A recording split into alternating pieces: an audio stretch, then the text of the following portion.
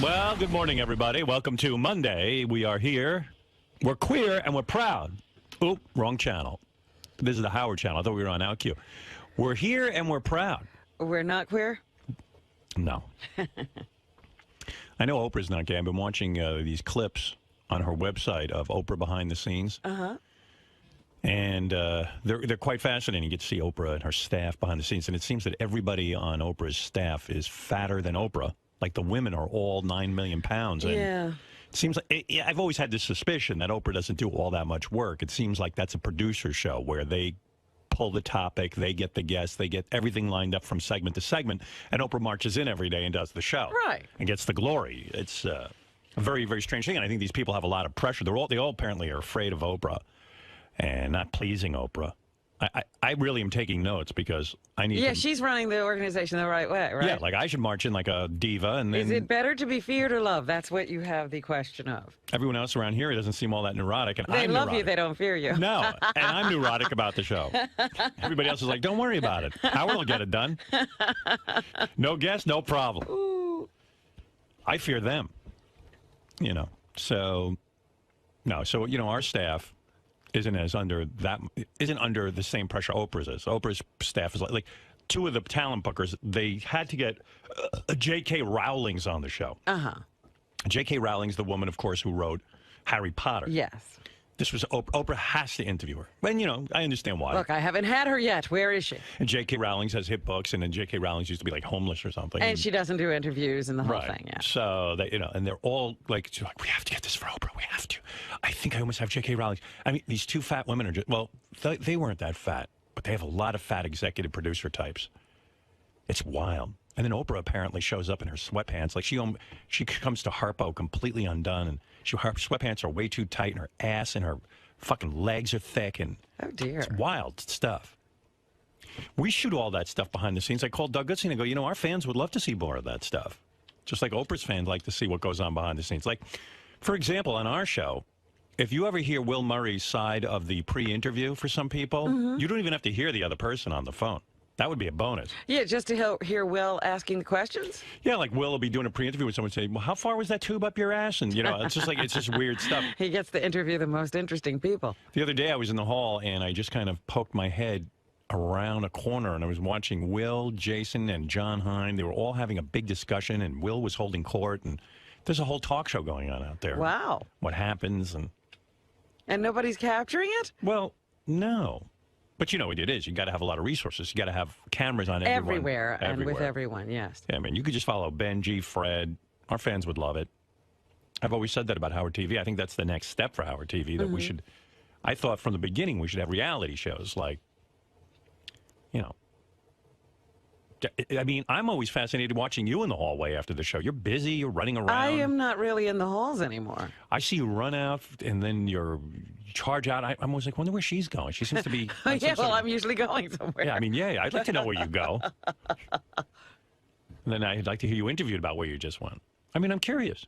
And Fred, he's a man of mystery. I don't know what he does. Nobody knows what Fred does. He sits here after the show and he's doing something. I don't know what. But he disappears too. I always said, where does he go? You could just keep a camera on Fred. That would be very good for me for the whole show. Just watch him. People are fascinated with Fred. And, well, they should be. Yeah, I mean, I'd watch a show where Benjy's just getting ready for work in the morning because today his head looks more bald than ever, and he's more wet and disgusting than ever. Like he just came over and said something, and I looked over and I went, "Oh my God!" Completely wet. His head is dripping. His hair is almost all gone. It's 20 degrees outside. He's sweating. How does he manage that? Is it because you wear that ski cap that your head gets hot, or is that why you sweat, or you just took a shower? Or I think it's because I just had taken a shower. Yeah. But I mean, you come over here after you take a shower. You're out of the shower for quite some time. At least you'd think you'd dry off. Yeah. Yeah. You'd think. It's weird. Do you just sweat a lot? I don't know. I'm not sweating now at all. Yeah, no, now you're all right. I guess he dried off. Yeah. What does he do, Fred? Does he wipe himself down? I think he just air dries. Do you have a towel? Do you use a towel? When you put a newspaper out in the sun. At home, yeah, I use a towel. That's weird. You think he gets not a lot on my completely head, wet? How can you be so... You can't be that wet and go down the street. I mean, I take a shower every day. By the time I'm ready to blow dry my hair, it's almost dry on its own. Yeah, right. So... Benjy's really losing his hair, too. Yeah. that was weird. Like, like what happened? Like all of a sudden, it's like all out. I think it's. Let me see. Take your hat off. It's almost all gone. I'm really, yeah. Let me see. Every day I look up things about balding cures and. Nah. Wow. Yeah, you're not going to go with Sal and get the 𝗵𝗵cia off the internet? Yeah. I think you're waiting too long. I know. You know, I think it's. You know what, man? But you don't look bad that way. Maybe you should just go for the shaved head look. I might.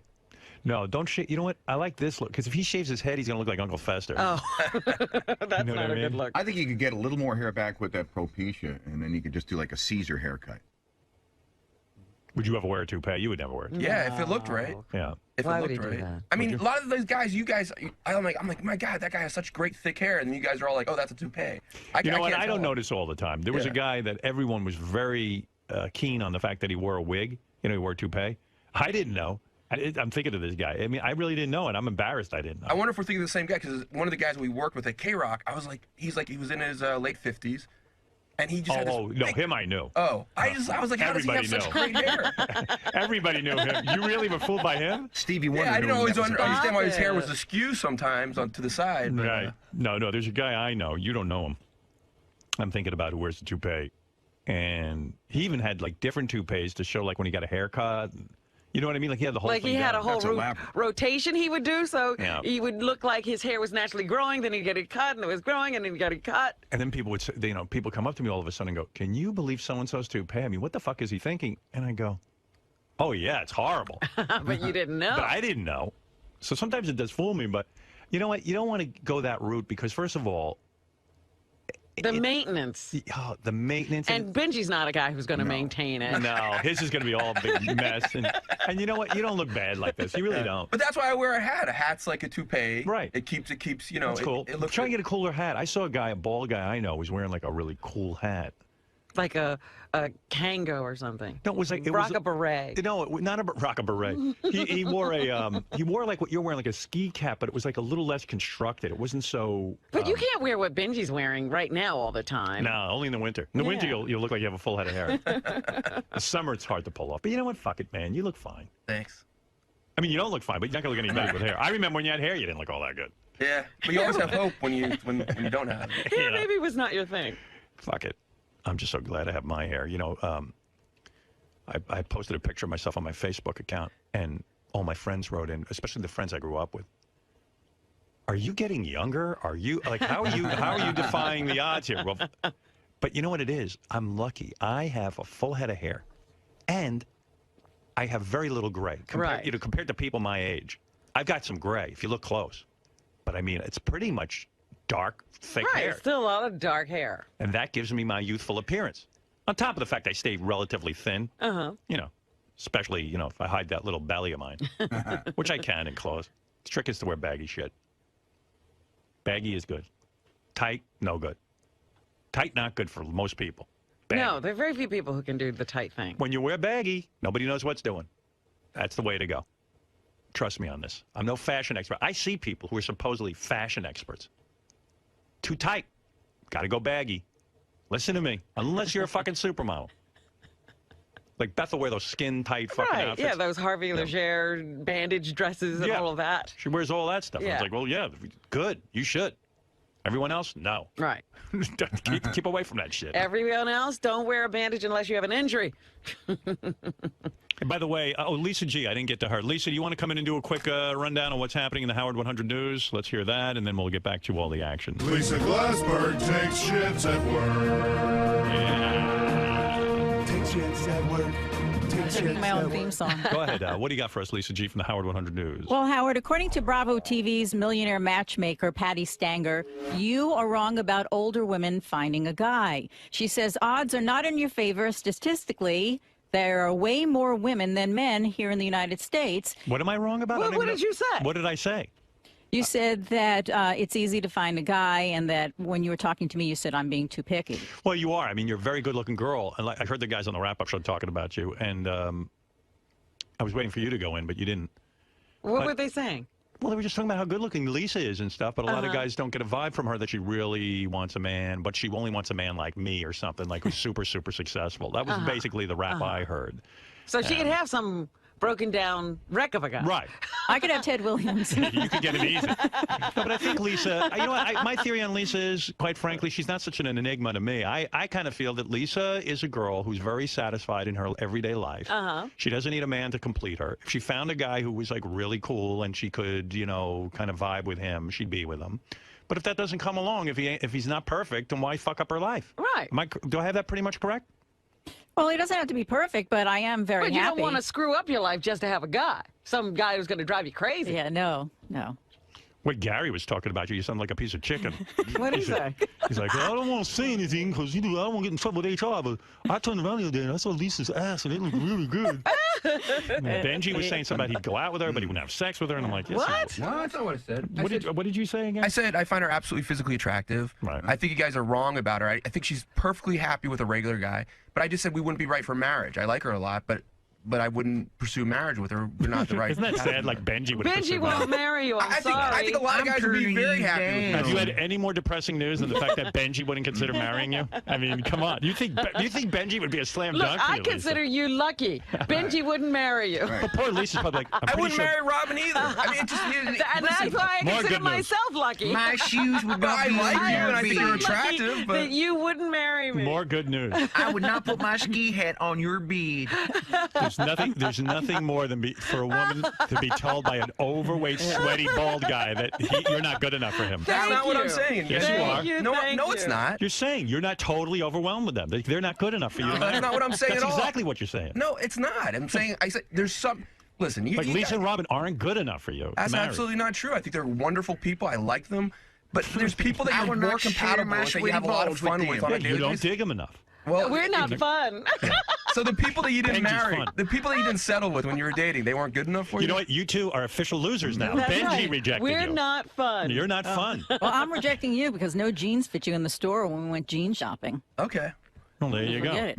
Good for you. Thank you. I told you she was pretty. You know what? I'm not upset about being rejected about Oh, you should be. I'm not upset Because at that's all. about as bad as it gets. I am very proud This reminds that me- Benjy wouldn't have me. When I would go to parties in high school, and these enormous fat chicks would not even speak to me.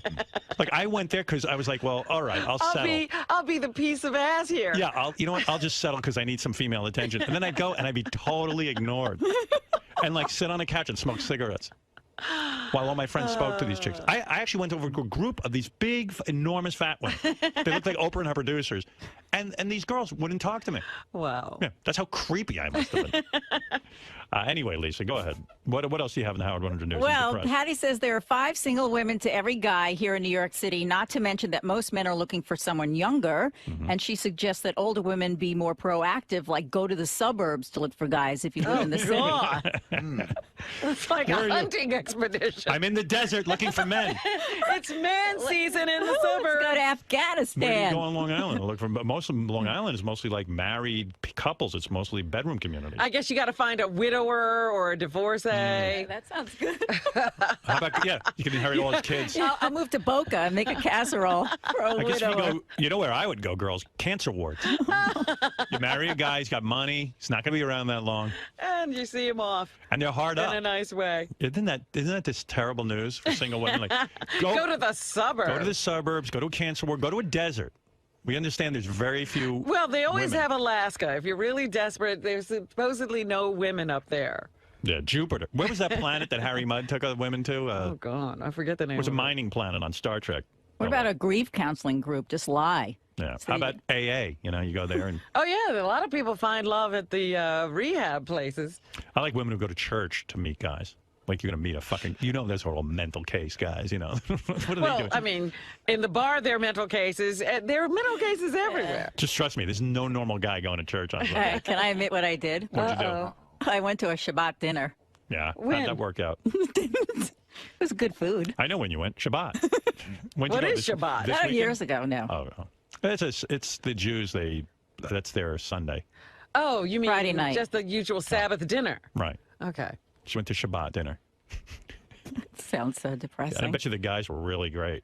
Well, you mean it was a big gathering just for singles or something? Kind of like that, yeah. How bad was it? It's pretty bad. Yeah. where the guy's complete The douchebags. thing is, I meet And they really all- great women there.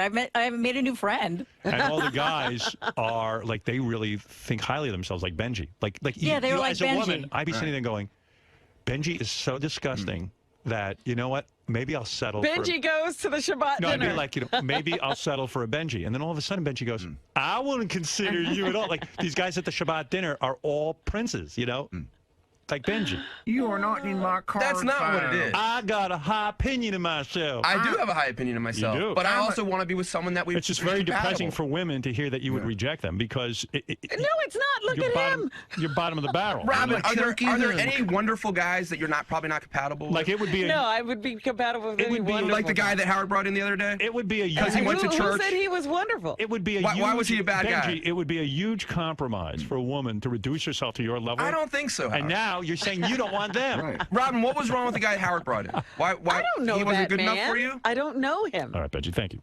All right. I don't want to get into I know that. you. I don't find you marriage material.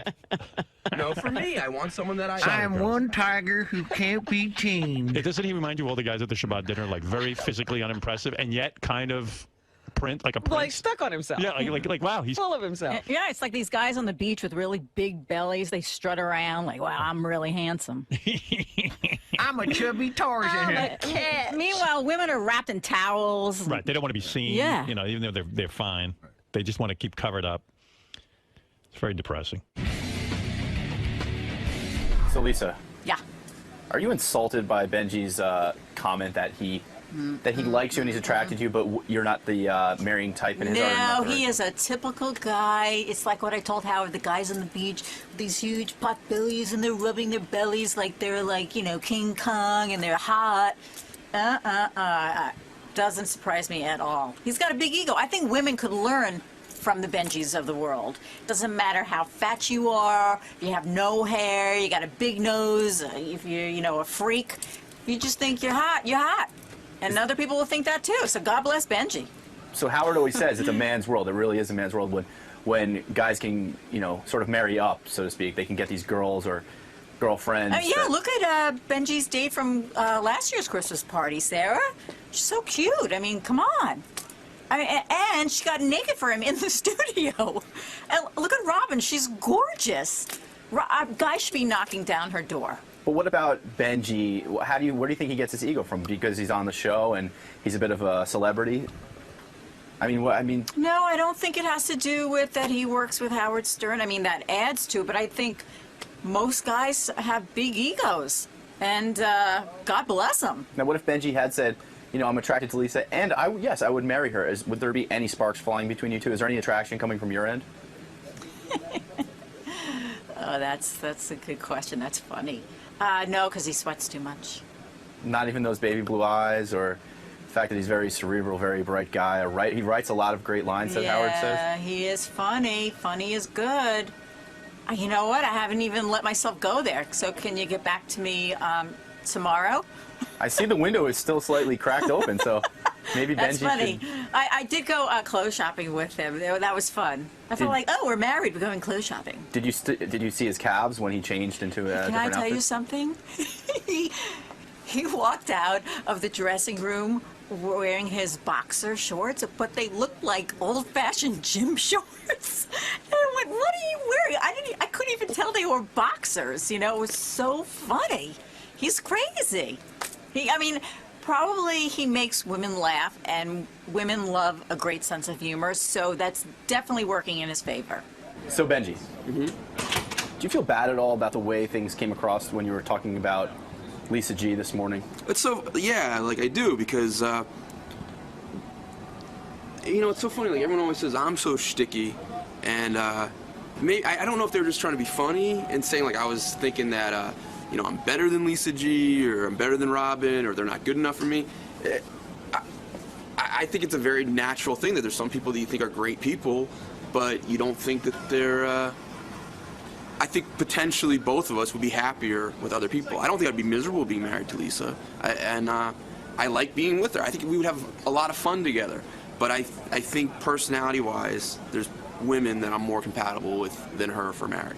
And I'm sure vice versa too. But I think a lot of guys would absolutely love being married to her. But Lisa takes that as a personal insult. Does she really? That's I can't when believe. I spoke with her, her vibe seemed to suggest, it's a man's world where someone, you're a typical guy who who might not be, super hot himself, thinking he can get this attractive woman, and that's what she said. I would love to talk to her one-on-one on camera about it. You want to do it? Can we get her? Because that's just the most ridiculous thing in the world. I think she's physically desirable. I think she has a sweetheart. It's just, I don't get that at all. Like, are there guys that she doesn't think are great guys that just she knows aren't right for her for marriage? I mean, that's a valid point. Should we get her? Or yeah, to the newsroom. Are you allowed to come? Well, once we get to the newsroom, I can start. All right. Okay. We'll see if she's up for it. I'll meet you there. All right. Greg told me you were offended by it, or. No, I wasn't.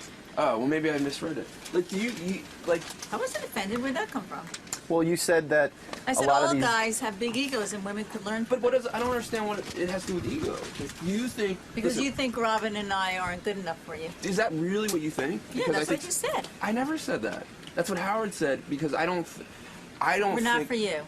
I don't think we're compatible for marriage. That doesn't mean you're not good enough for me. Hold on, it's my dad. All right. No, I'm kidding. What? Are there any guys that you think are great guys and you like them and enjoy them, but you don't think probably not right for you for marriage? Yeah, probably. And does that mean that they're not good enough for you? Well, they're not good. That's a heavily loaded question because they're two separate categories: friend, girlfriend, Right. friend, marriage. So you think of me and Robin more in the friend category. Yeah, but it's also I don't think our personalities would be right for marriage. Do you? Right. No, I don't. Does that mean I'm not good enough for you? I mean, if that's what it means, it's fine. But No, it's not good enough. It's just that it's wrong. You're wrong. okay, so but why when I say it, it means that you're not good enough for me? I never said that. And now you're getting me all confused. Now I'm like getting into the Benjy zone. I think you need someone who's 28 Okay. and a stripper. All right. Fine. Like I said, like Mary Lou Henner, I think she's in her mid or late 50s. And I might, if I knew her for 5 years, maybe there'd be things that we wouldn't be right for marriage. Hearing her talk for like the interview, I was like, this is a woman, the kind of personality I'd love to marry. Right, so would I. She's a great So personality. we should both like be emailing her. No, she's great. I went, wow, I want to be her friend. Okay, But, well, we're both looking to marry Mary Lou Henner if she's watching. In a this. guy version of that. Or even the girl version. I think you would be best suited for someone younger and have some kids. It's not, but it's. Listen, I like you a lot. Like I've said it on camera, on radio. I'm physically attracted to you. I think if we went on dates, But not I would enough. have fun. No, it's not. I said Is this for behind the scenes, the new I think if we show? went on dates, I would have fun. I think you would have fun. I enjoy you. I enjoy hanging out with you. I think potentially for marriage, though, there's other people that we'd both be much happier with. And I think there are a lot of guys who would absolutely be perfect wife for, and they would love you as a wife. Who? As a specific type of guy? I think like a John Hine type of guy is more... So don't you know any nice John Hine type of guys? Most of the guys I know are married. There you go. But if and this may start a segment, I could definitely take you on the street or take you anywhere that you'd feel comfortable and find you guys that you would want to date. Right, but I don't want to meet a stranger. Okay. Because nice people know nice people, so you're a nice person. If you Thank you. knew a nice person, that would be terrific. So I've been here 5 years now. Only one person has set me up, and that's Sal. Right. Yeah. So that's not a good average. But haven't I encouraged you a lot to go to dating events and... Yeah, but to put it's too yourself- young. It's too young for me. All right. I've said to you, if you tell me where to go, I'm more than open to. But you haven't come back with anything that's age Well, I'm appropriate. saying, let's go walk around the park. And I don't want to meet a stranger. But isn't everyone... What's that expression? Like, share? no one's really a stranger. They're just a future God. friend. Or, yeah, or an axe murderer. Okay.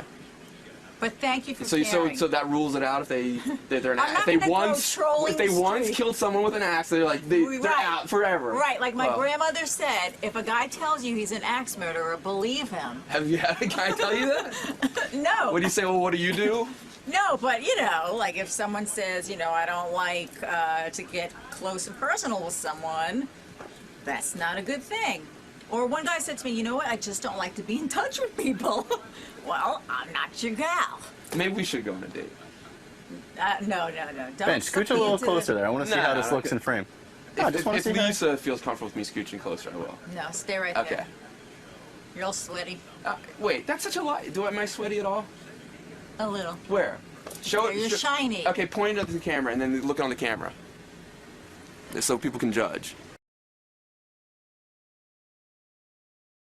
It really annoys him and that he's not qualified to be your security guy. He doesn't know who could have trained him. He was just really serious about it. If he's doing his descriptions and we're trying to guess, should I hold off on the Ronnie discussion until or can I talk to him up front about that? You may want to wait. Right. Hey, let me bring in this FBI dude. I think he's an FBI guy. He was a former FBI guy. Maybe not. Well, make up your mind. I don't know. Does this guy have credentials or not? He's a criminal behaviorist. All right, what does that mean? And he's a big deal. Hey, Who my does he man, work for? this is Dale Yeager, everybody. Did you write a book or something? Well, good for you. Did anybody read it? I just went on Kindle Amazon. All right. Okay, good for you. It's Dale on Yeager's Bullet. book, 3 Myths About Bullying, What Every Parent and Grandparent Should Know to Protect Their Children and Grandchildren, is available now at Amazon.com. And Dale even has a website. It's called seraph.net, seraph.net. Yeah. Seraph. What's seraph? It's Hebrew. Oh, really? Yeah, it's the root word for seraphim, the highest order of angels. Oh, shit. All right, good What for are you. we up to there? Yeah, I don't know, what kind of name is that? It looks good on a T-shirt, Robin. Hi, how are you? I'm okay. Dale, tell me about your life here. Were you an FBI profiler? No, I did not work I for don't know the where I FBI. got the word FBI from. But you're what is a profiler? Well, I'm a criminal behavior analyst, Right. and profiling is one thing that I do.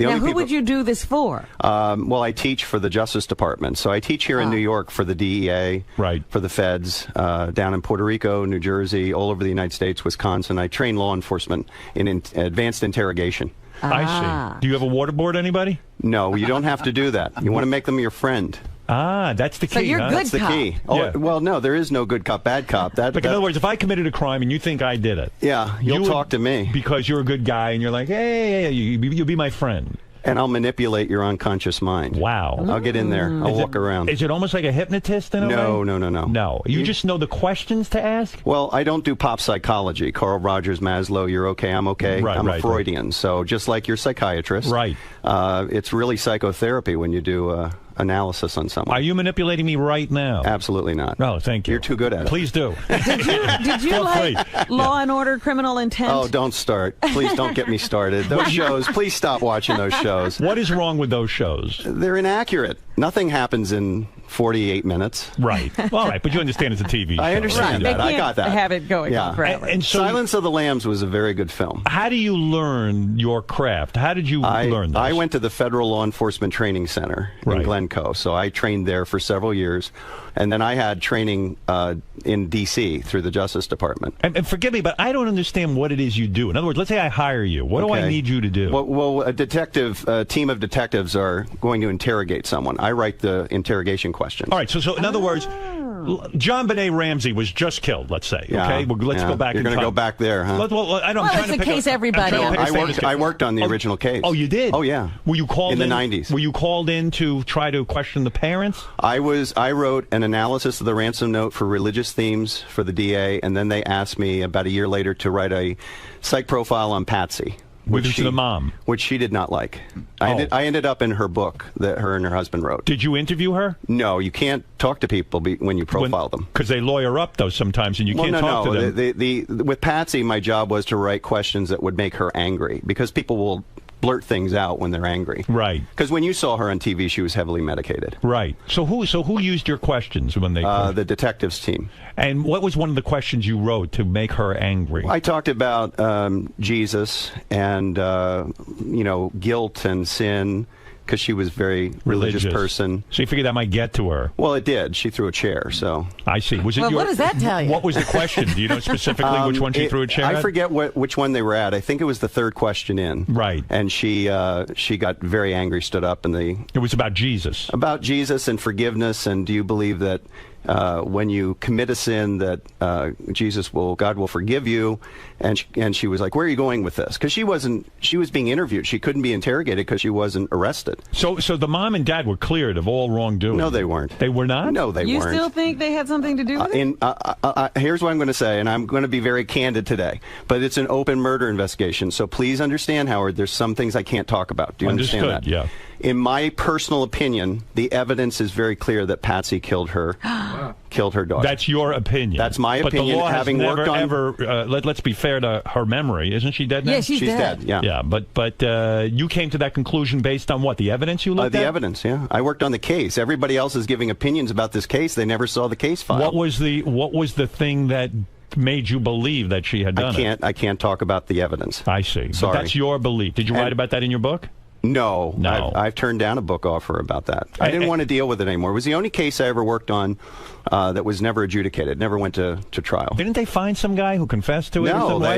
We had already interviewed him back in the 90s. The DA that brought that up and went to find him, she took all of our research and put it in a storage locker and said that we were all biased. There was no guy from Thailand? No. Yeah. There was a guy. But he was cleared back in the 90s. He was had cleared, taken the time to read the information. I see. So it's still considered an open It is case an open that was murder never solved. investigation in Colorado, yeah. Wow. And since then, the woman has died. Was that frustrating to you because of your beliefs? Yeah. Because this little girl deserved justice. And my son was the same age as JonBenet at the time of the murder. Right. So you took it So to as a heart. parent, it really bothered me. So you really Can know you your tell stuff. us what you think the reason for? Was it like an anger thing? Jealousy? An accidental? No, it wasn't What? jealousy. It was she felt that she was losing her daughter, control of her daughter. And that's all I can say. It had nothing to do with jealousy. That's your opinion. That's my opinion, yes. Right. And the opinion of the original team that worked on it. Steve Thomas wrote a book, if you want to read a great book about that case. And you felt that was an accurate book? Absolutely. He was the chief detective. I mean, I worked for him. So you really know your stuff. You've been a criminal behavior analyst since 1988. You work in criminal psychology, forensic psychology, sex crimes, crime scene forensics, and domestic terrorism analysis. Yes. So, I mean, you know your stuff. Yes. Are you a top expert? For the Justice Department, I'm a subject matter expert, yes, for the Hyde and the McLaughlin programs. It's impressive. You've also been on the Oprah show. Why were you on that show? Talking about date rape. I see. She didn't like what I had to say. What did you say? I said that people make excuses for people, and that most people don't need a hug. They need a good swift kick in the behind and told to get their act together. Referring to what? Coddling, people being coddled, and we got away from the date rape thing and started talking about pop psychology. Oh, you're talking about raising people? Yeah, how raising parents kids. raise children, they're codependent with them, like Wolfie's interviews. They always drive me crazy. They do? Yeah, like they drive you crazy. Does our show drive you crazy? I've been listening since '85. All right, so you're... I grew up with you people. So this is what Wolfie actually... Oh, well, then I just dispute everything you just said. Wolfie, any guy who listens to us can't know what he's talking about. In fact, because you're so highly credentialed, I became interested in you because Wolfie suggested you come on the show because you have profiled some of the people on our show. Is that correct? Yeah, about a year ago. To keep up my chops, I only work as a consultant on about 6 or 7 criminal cases a year. Right. So to keep my... you got to use it or you lose it. So I did it just for fun about a year ago. Would it be a fun game right now if you were to describe a analysis of a person and we try to guess who that person is? Yes. Would that work? Some people are going to be very unhappy. I have 6 profiles in my pocket. Robin, would you like to play with us? I would love that. I would love it too. I like this game. All right, here he is, Dale Yeager. His book, 3 Myths About Bullying, What Every Parent and Grandparent Should Know. You can check out Dale's website at seraph.net, seraph.net. He is an expert profiler. He has trained the Federal Law Enforcement Training Center from 2005 to 2008. He has multiple Justice Department clearances. He is one of the only 60 forensic profilers in North America. And, more impressively, he's been on Oprah, which means, which is everyone. So, I assume these profiles are highly accurate. Oh, they're very accurate. People aren't going to like them, but they're accurate. All right. Describe person number 1, and we'll see if we can guess. Fred, are you in playing on Absolutely. this one? Yeah. A conflicted person unable to transition from a previously successful career to a modestly successful position now. A chameleon-like personality who adjusts behavior depending on the people they are currently spending time with. Continued attempts at resurrecting the perceived success of the previous career. Insecure about physical image, vacillates between fashion that covers up and fashion that enhances gender. That is Sal Gubernale. Well, he didn't have a successful career before. Well, I think that this guy's confused. Let me think. Is that Sal, you think? Well, that's my opinion. I mean, it's a terrible profile, right, Fred? Who had a lot of success? Yes, I have a guess, but is it? I'll just ask one quick. Can I ask one question? Don't peek, Fred. No, I'm not peeking. I can't even see. I can't even see. Okay. Is this someone who used to work with the show? No, they're currently here. Currently here. They're outside. Holy shit. Wow. I'm telling you, it's Sal. Is Robin right? Incorrect. Oh, Incorrect. you're kidding. All right, Robin, your guess is no good. I actually didn't profile Sal. Oh, Wow. interesting. Well, that's Who the one wants we to do need. that? That's frightening. Wait. Currently here. Currently here. Transitioning from a successful career to a less You had a successful successful career, Robin. And this is you were What are you talking about? you were in the military. You were an Air Force captain. I've had 50 careers. I'm going to take true. a really shitty guess. If it's someone who's currently on staff, Yeah. is it John Lieberman? No. No. Jesus. Who the hell could profile him? Who the hell had a successful career? Everyone here is such a loser. When you find out, it'll make sense. Really? I never had a successful career except for this. The key is the last. Can I hear the last sentence again? Insecure about physical image, vacillates between fashion that covers up and fashion that enhances gender. Enhances gender. I don't have a clue. Who is it? Lisa G. Lisa G. Whoa. You know, Jim McClure, who's sitting here That's with me, interesting. figured it out. He said Lisa G. Yeah. I'll read that again about her. A conflicted person unable to transition from a previously successful career to a modestly successful position now. A chameleon-like personality who adjusts behavior depending on the people they are currently spending time with. Continued attempts at resurrecting the perceived success of the previous career. Right. She's always trying to tell you how. Well, the sweet and greet. Right. Wow. You think she's a 30D? I guess you're not an That's not expert. for me to talk about. All right. Who's the second person? All right, ready? I wonder, Lisa, are you happy with that or unhappy with it? I guess we should Is hear Lisa from Lisa. there? She'll yell at me probably. Interesting. You profiled Lisa. Lisa, how do you feel about that? You're having a hard. By the I way, knew it was me right away. you did. Did you? Are you Sat having a in hard there time? when it's me. Is he accurate? But let's be honest. Is he accurate that you had a hard time transitioning from being a morning show host No. to now being on the Howard 100 News team? No. I did have a hard transition when I went from Hot 97 to my next job. Do you vacillate between sexy clothing and clothing that covers up your gender?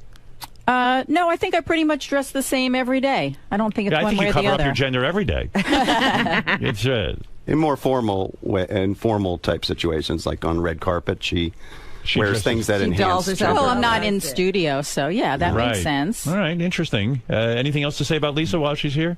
No. We had a good conversation about Is she well profiling. adjusted? Who, Lisa? Yeah. Is any of us? I don't think so. Sorry, Lisa. You know what I asked him? I said, who here would go postal? That's And what I said want they're to all know. fired, so you don't have to worry about that anymore. Do you think there's anybody here who is dangerous? No. No. Okay. They're all gone. Okay. There all were some gone. people Casey's who gone. were. Casey's gone. I called Gary about Casey years and years ago, before he was ever in trouble, and I said, this guy's a violent person, and whoever answered the phone, I don't think it was Gary, said, all right, yeah, we'll let Howard know. I go, trust me, I do this for a living. You got to get this guy out of the store. I'm telling you, he's gonna kill somebody. Well, he never killed anyone. You were wrong. Not yet. He's a good man. Well, it's all relative, isn't it? All right, Lisa, you were the Okay. first one up. Lisa not upset with her profile. Go ahead. right. Profile number 2. Next one. A person raised in a traditional ethnic setting, including a traditional marriage profile, meaning they went from adolescence and got married in a traditional way. Because of a change in profession, this person slowly assumes a non-traditional lifestyle, which includes sexual paraphilias such as swinging.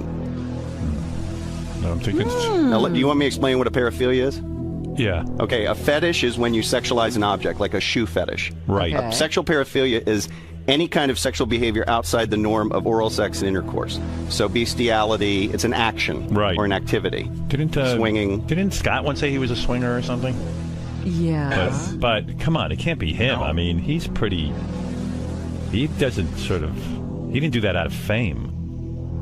The key clue is the second statement. Which is, say that again. Because of a change in profession, this person slowly assumes a non-traditional lifestyle, which includes sexual paraphilias such Benjy. as swinging. It's Benjy. No.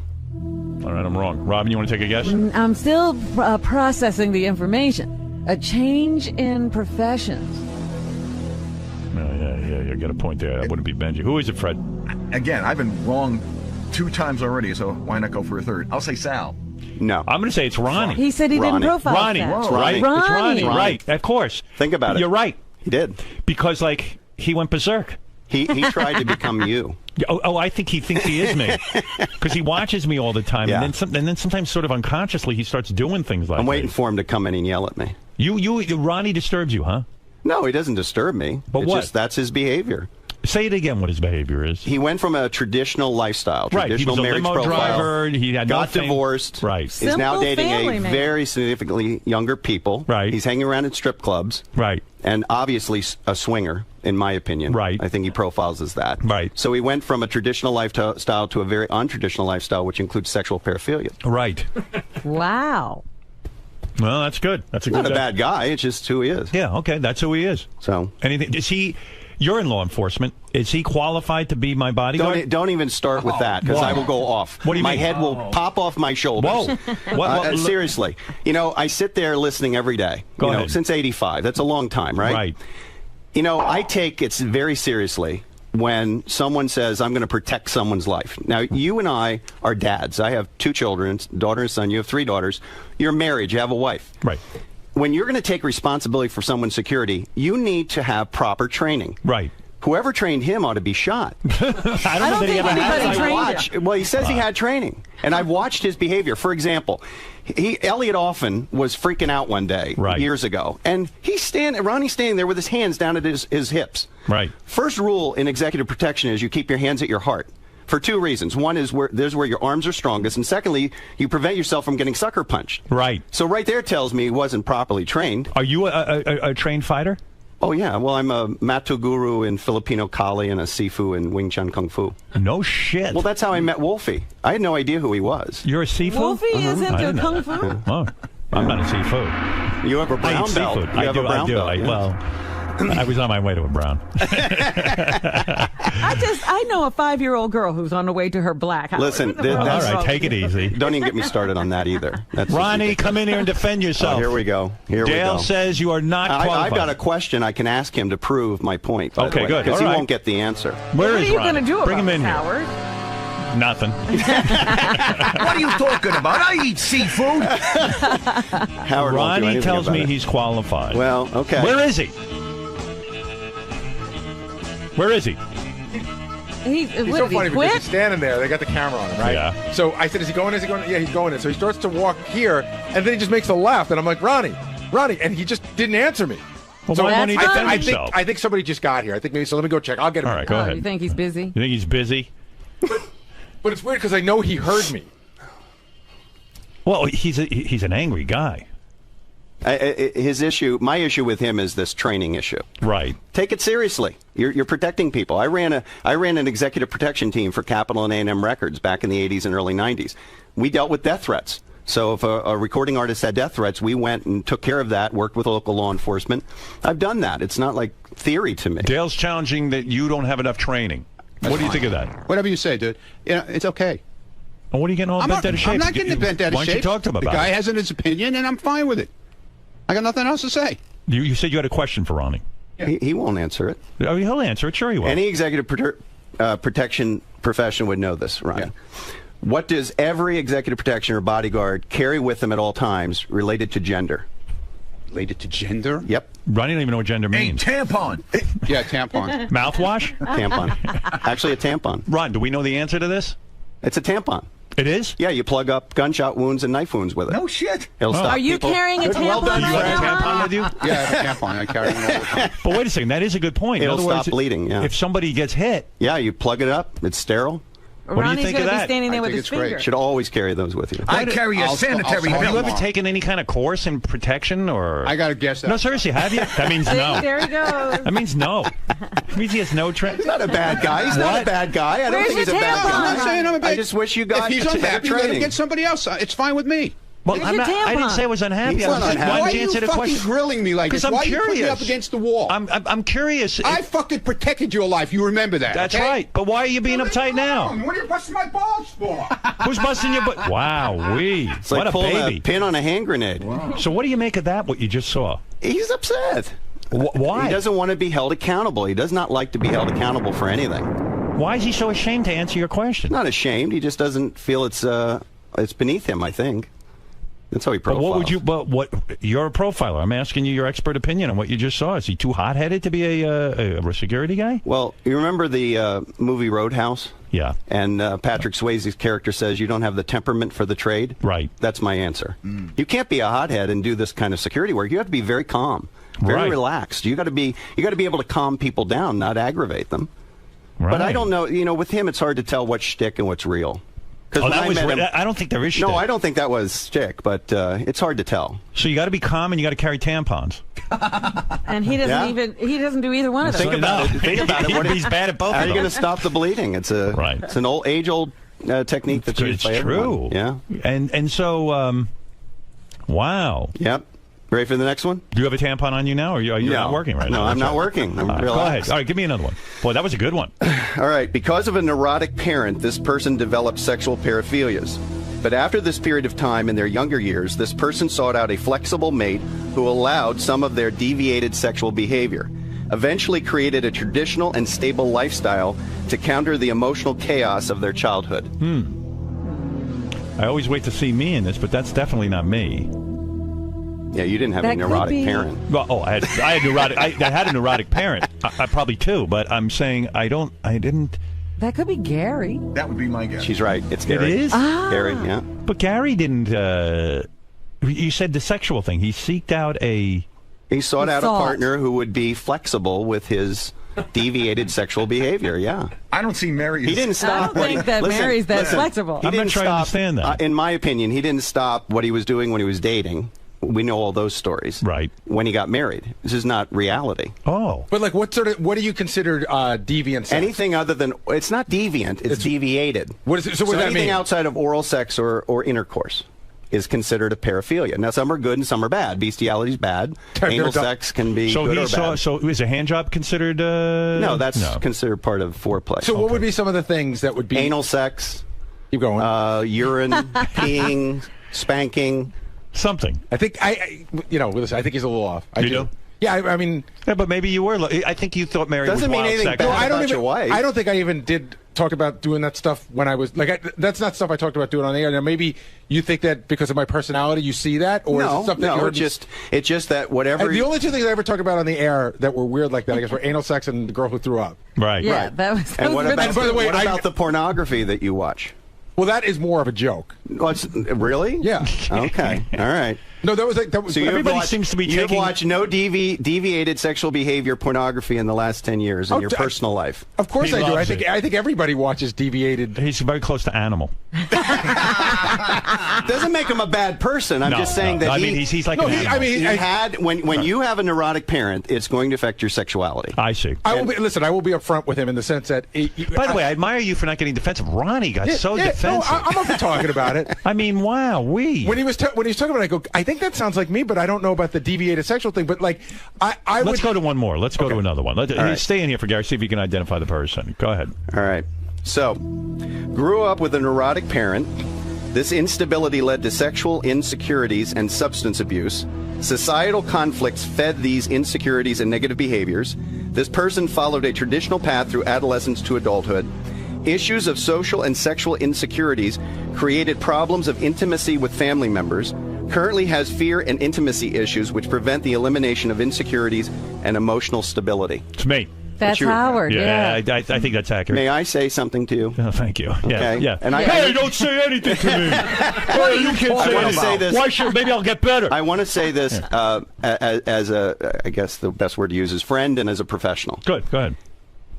You're looking at one of the biggest fans of psychotherapy. Go ahead. I did it for 5 years every week. It saved my life, along with the Dr. Sarno book. Thank you, by the way, for that. You're welcome. I've given 60 of them out. Let me hear your advice. You are holding back in your therapy. And many years ago, you told your psychiatrist you wanted to stop, and he said no. And he was absolutely right, because you're holding back, and I can prove it to you. Go ahead. You're a married man using condoms. Right. What are you, a sailor?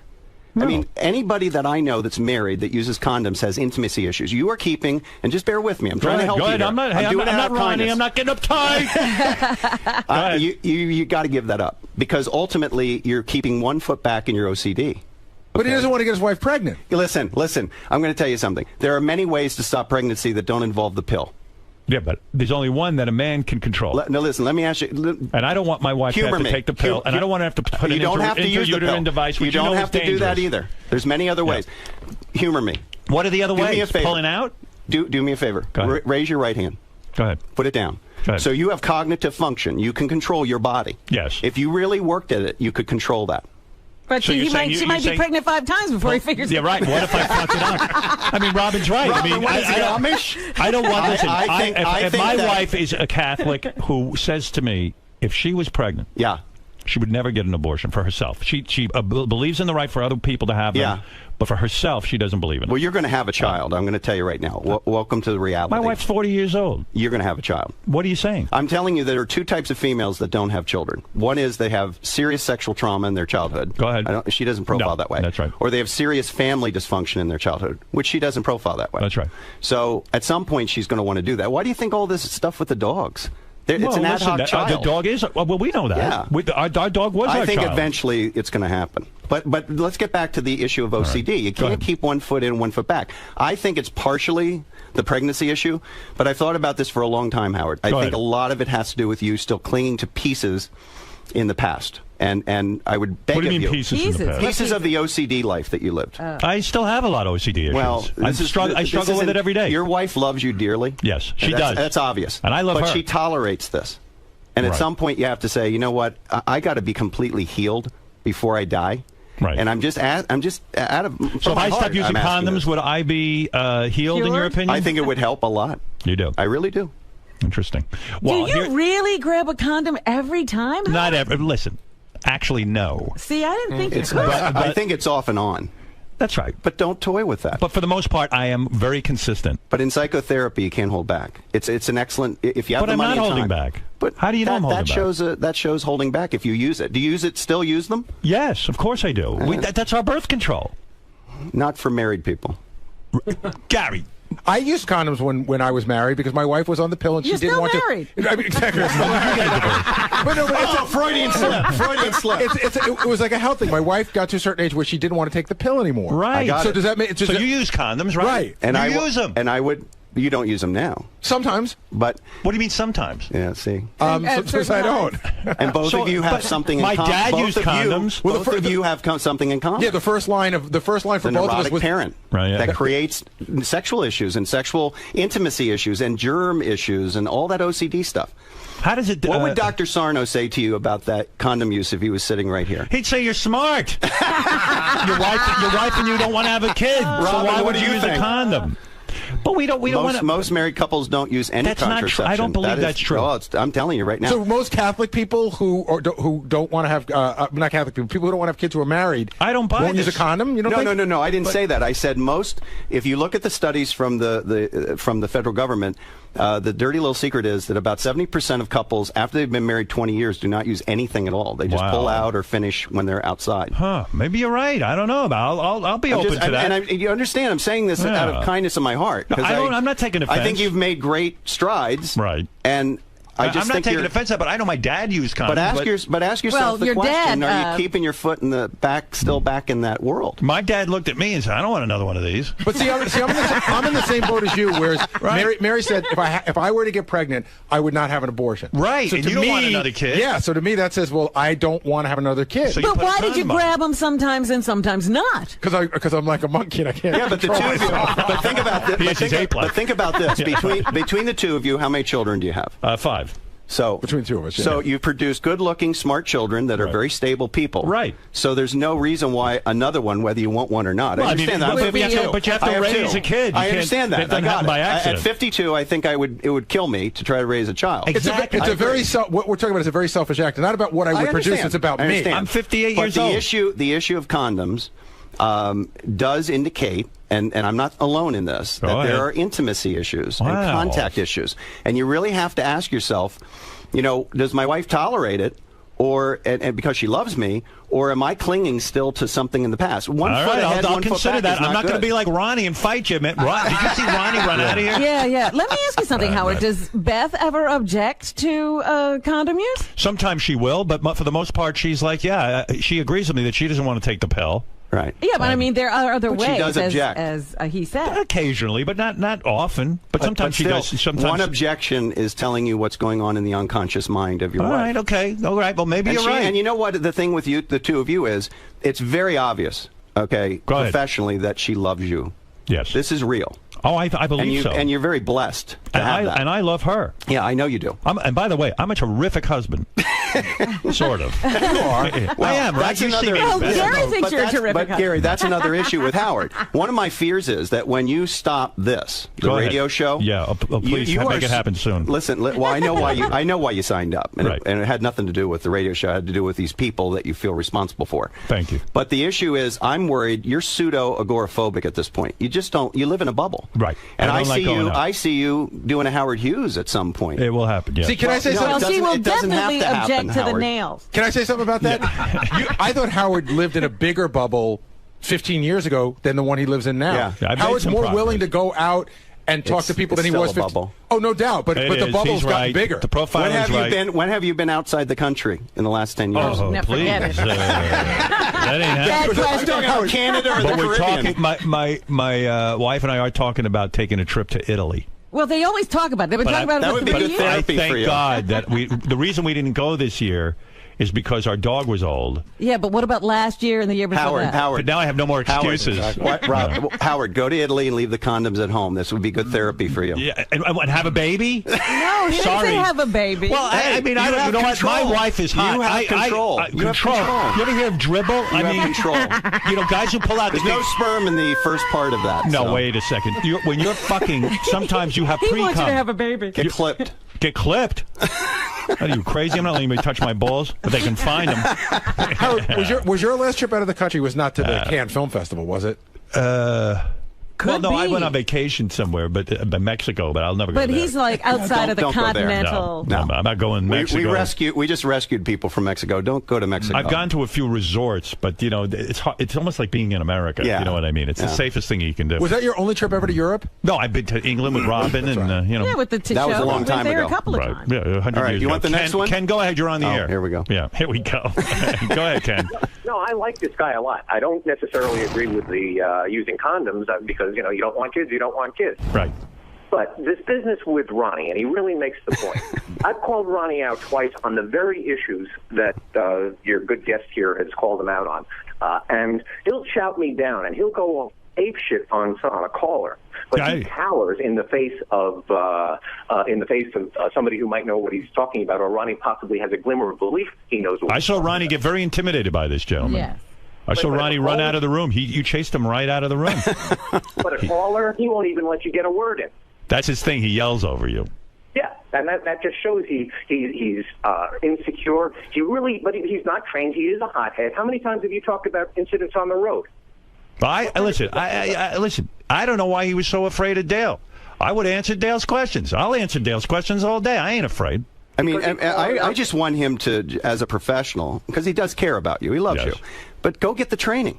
Right. I mean, I was just in Brooklyn last year with my VP, Keith Instead of going to strip clubs. training air marshals in tactics. Right. And those guys were 26 years old. I'm 52. We were throwing them around the room, and they were like, we really need to know how to handle people. I mean, I do this for a living. I've done it for real. I and think I'm what just you said asking was, him to Dale, get his training. I think you were absolutely on target. Say, hey, man, go in for some training courses. Yeah. Why was the guy so frightened of that? I don't know. Howard, I don't even think he loves you that much as you're saying. I think he loves the life. He loves the life. No, he loves Howard. He's very loyal to him. All right, let's go to Megan. Megan, go ahead. Hi, Howard. I have a question. So I also, like the previous caller, get the condom issue. But do you make out with Beth every time you have sex? Because to me, that's a big sign of intimacy. I don't want to talk about. I don't want to talk about my reason. specific Nobody asked you sex of my specific. wife. They're very loving. They're very loving. Do we have foreplay? Yeah. Listen, we have our thing and it works. But you don't want to tell us that you have foreplay? Of course, we have foreplay. But I do find it interesting, Howard, that you will talk about sex. You'll talk about sex with Beth, but you won't talk about making out with her. Right, which is no. Of course, I make out with my wife. What are you kidding me? Well, then answer the question. What are you making a big deal about it for? So if we don't make out and we don't have foreplay, let's say we just fuck. What are you saying? There's an intimacy problem? No, not absolutely not. They're missing the point. What is the point? There's 3 types of sex. There's everyday sex, there's quickies, and there's the romantic stuff that goes on for 2-3 hours. Right. So that all is relative to. So if it's all there in some sort of combination, okay. I don't think you have that issue. Are you worried? My goodness. I'm not worried about anything. I'm having a good time. Howard's having group therapy. I'm enjoying my life with my wife. I hear Fred laughing at all this. What is this? I'm not laughing about that. Sam, go ahead. You're on the air. Thank you, Megan, by the way. Sam, go ahead. You're on the air. Yeah, Howard, hi. If your wife is ovulating and you have sperm, you didn't have a baby. That's I right. don't care what, if you had a childhood trauma or your family doesn't like you. This guy is crazy. Don't listen to him. Well, that's what I mean, condom. I mean, I don't know. I was raised that you use a condom, but what do I know? Yeah, All but right, your listen. dad could have had the same intimacy issues. All right. I got 2 more. You do? Oh, yeah. All right, because I got Will told move me on. 6. I didn't realize Jeff was It's up here. to you. You tell me. What do you got? You got one more good one? Give me one more good one. One more good one. Give me one more good one before we say goodbye. Let's see. One more good one. Okay. Ethnic issues and family dysfunction led this person to serious social interaction and trust issues from adolescence to early adulthood. This person eventually developed a stable, traditional family life to counter the issues from childhood. Has created an area of their life related to art to express their analytical mind and emotions. Fred. Yeah. Wow. Say it again. He was what? 'Cause he's got a lot of He wants anal intrusion in that. He developed a stable, traditional family life to counter the issues of instability from childhood. Ah, yeah, that's true. And then he created an area of life related to art, his music, to express his analytical mind and emotions. Good. All right. He's like a Vulcan, that's all. It's about the most stable profile I wrote. You know, Fred has turned Fred is very into stable. Fred has impressed me with his life. Yeah. He has overcome a lot. Yeah. I'm like one of Jerry's kids. Well, no. Your success. He you went to overcame camp and you came out good. He overcame a lot. Mostly, when I say a lot, I refer to me and my interaction with him. He overcame that. And he overcame a tough family life. And you're right. He has a very sort of stable existence and has exemplified someone who can overcome a lot of adversity. He's created a very stable life for himself. Well, and, Dale, I knew tampons were good for gunshots. That's true. Yeah. Good for you. That was Came an up with accident. that right away. Anyway, Dale Yeager, you've been a fascinating guest. Thank you. I'm glad you came by today. I learned a lot about Ronnie. We learned a lot about you. And I learned a lot about me. You are an impressive guy, I have to say. You're not a bullshit artist. So are you. Thank you to Wolfie for bringing you by. Where is Wolfie? Wolfie, say a quick hello. And I know he came up Profile with you. Wolfie. Yeah, well, Wolfie. Dale Yeager's book, 3 Myths About Bullying, What Every Parent and Grandparent Should Know to Protect Their Children and Grandchildren, is available now at Amazon.com. And check out Dale's website Wolfie. at seraph.net. Wolfie, a good call on this guy. Yeah. He seems to know what he's doing. He's very accurate, very opinionated. I thought you would love him. I liked him a lot, and he blew Ronnie right out the window. What is that? The only guy who couldn't handle it was Ronnie. The second you brought up his name, he was pouting in the back. He was not going to come in at all. He's the funniest guy, isn't he? I think it's security issues. I mean, security issues, obviously. He's worried that he doesn't do a good job, and I think the spotlight was put on him today. He couldn't handle it. Definitely. Couldn't handle it. Wow. Well, Dale, you know your stuff. Thank you. And thank you. And Wolfie, later on, I'm going to be playing a interview that Wolfie did with Chick-fil-A. Very interesting stuff about Chick-fil-A. That I'm watching this guy Huckabee on Fox News, and what a character. I mean, former governor. I wasn't pouty, by the way. What was that? Now he's back. I wasn't pouting. Oh, here we go. You ran out like a scared baby. What happened to you? Everybody's here talking to the guy. Good, You ran glad. out. You can all talk to him. It's fine. I don't have one question. You ran right out of the room. I don't have to talk to him if I don't want to so talk to him. defensive. I don't have to. I'm not defensive. The guy made a my good point. He said he goodness, liked Ronnie. you. He said, hey, if I Good. was I'm glad Ronnie, he likes me. I'm happy for him. he says you should once in a while take a training class. He doesn't know what I do. Well, he was trying He to has ask no you, and idea you what I ran do. right And I out of don't the have room. to tell him what I do. Ronnie, what do you do? It's not his business. Well, what do you do? I don't do anything. Do you have a- no, do you I have a don't do training? anything. Do you I go don't to a do training? anything. If you're not a happy person with me, that's the main line here. I'm if happy, you're not but happy do with you me, do any all training? you have to do is say goodbye. It's easy. Okay, it's very easy. But that's not the I don't why need are you to getting- explain why are you getting attacked? I don't need to explain myself to this man. He just is said- nobody to me. Wait a Don't you second. understand If a guy that? walked up to me and he says, hey, I think you and your wife using condoms shows a lack of intimacy, I say, let me consider that. Let me he's a guy, he's a well-versed in this psychology stuff. I'm happy for him. So I go, Okay, let me think about it. I don't think it's accurate for me. I don't think I have an intimacy issue, but maybe he's got something there. I'll consider it. So the guy says to you, hey, I know Ronnie's in security. I've done all of this stuff. Right. Ronnie, you know, I've offered many training classes. What type of training do you take, or do you take any? And you're like, fuck you. You're not happy. Fuck you. You're like, hey, you're not happy you. with me. Get rid of me. You're so defensive, dude. Why don't you just say to the guy, have a conversation? Why are you so angry? What are you so angry with me about? I'm not angry Look with you. You're blowing up here. Why are you blowing up? Because you're weird. I don't have to talk to this man. He's not part of my life, and I don't want to. No one said you have to. I don't want to. I'm wondering why you're so afraid to talk to him. I don't want to talk to him. Why? I got no reason to talk to him. Do you respect his credentials? But Ronnie, I have no reason to talk to him either. But Ronnie, professionals talk to each other about training. Sir, I don't have to talk to you. No, you don't have to. And I don't want to talk to you. I wasn't trying to have a conflict with you.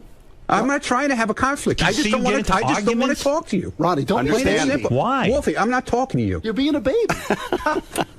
There he goes. He's going to throw the headphones down. No, I'm not throwing anything. I don't need to talk to either one of them. What does he know? Why what does he know about me? I mean, you don't have to talk to anybody, but why are you afraid to talk to these guys? I don't want to talk to him. Why? Okay? Can you tell me why? I just don't feel like it. Some people you do talk to and some you don't. Yeah, well, I talk why to who I these feel two? like talking to. Why these two? Okay? And it's like every time one of these things comes up, it's you who likes to fucking put me on the burner. Me? Yeah, and you're happy to do it. The guy put me on the burner. You know do you see me getting no, upset? but you're happy to do it because you know it riles me up. But what about me? And you love doing it. He just put me on the burner. If you're happy, I'm happy. But if you're not happy with me, then we got a problem. Did I say I'm? We have a real do you problem. see what you're doing? Do you see what you're doing? No, I'm not doing anything. You're trying to create something between me and you. The guy walks in. He did a profile of everyone. You're the only one upset. Profiled by him. You're the only one upset. I've been doing a fucking job here for 27 years, dude. I don't need him to tell me anything. No one needs any of this. It's a show. Why are you getting so upset? If I've been doing the right thing all along, I don't understand why I have to answer to him. Man, are you fucked up? Yeah, I am fucked up. You're afraid of talking to a guy. I am fucked up. You're afraid of talking to people. I talk to who I feel like talking to.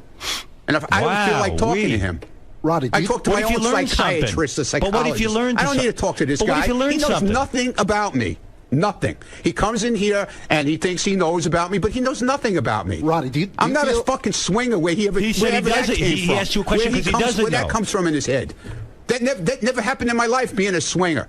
Where does he come up with shit like that? I don't have to listen to this man. I don't know, man. All right, and I'm not walking out. Wow. I'm just telling you, I don't have to explain anything to him. To me, he's nobody. He's just another person on the street. You sound awfully defensive to me, dude. Well, I'm sorry. Wow, maybe you should consider getting somebody else to work with. Why do you always go there? Now, why are you firing yourself? Do you want to fire yourself? Then quit. Obviously, you're not happy. You're firing yourself. If you keep bringing people in to try and fucking pick my head. I didn't bring this guy in for you, Ronnie. That's another fucking weird thing. We didn't know who he was going to profile. He just walked in and he came in and he said he's a profile. But why do you have to keep? Why do I have to come in and defend myself if I don't want to? Why do you keep quitting your job? I'm not quitting. Do you not want to do it? I'm not quitting. I didn't say I quit. I never said I was unhappy with you. Then why are you hearing that? Why do I have to talk to this guy? You don't have to, but why are you so afraid? Why do I have to defend myself? Why are you so afraid? Why do I have to defend myself? Same reason we all just did. I don't want to. That's my prerogative. I don't have to fucking You're afraid to talk to him. Okay. If that's Admit it. If that's are what you afraid to talk to him? No. Then why won't you talk to him? To talk to him. I have no reason to talk to this man at all. So, Ronnie, you want to be a part of the show sometimes, but not all the time. Will you tell us when you don't want to be? So sometimes, like Robin says, you want to be involved with the show, but sometimes you don't. So we're supposed to figure out when you want to be in the show. I came in, I said I got nothing to say to him, and that's it. You like Ronnie's block party.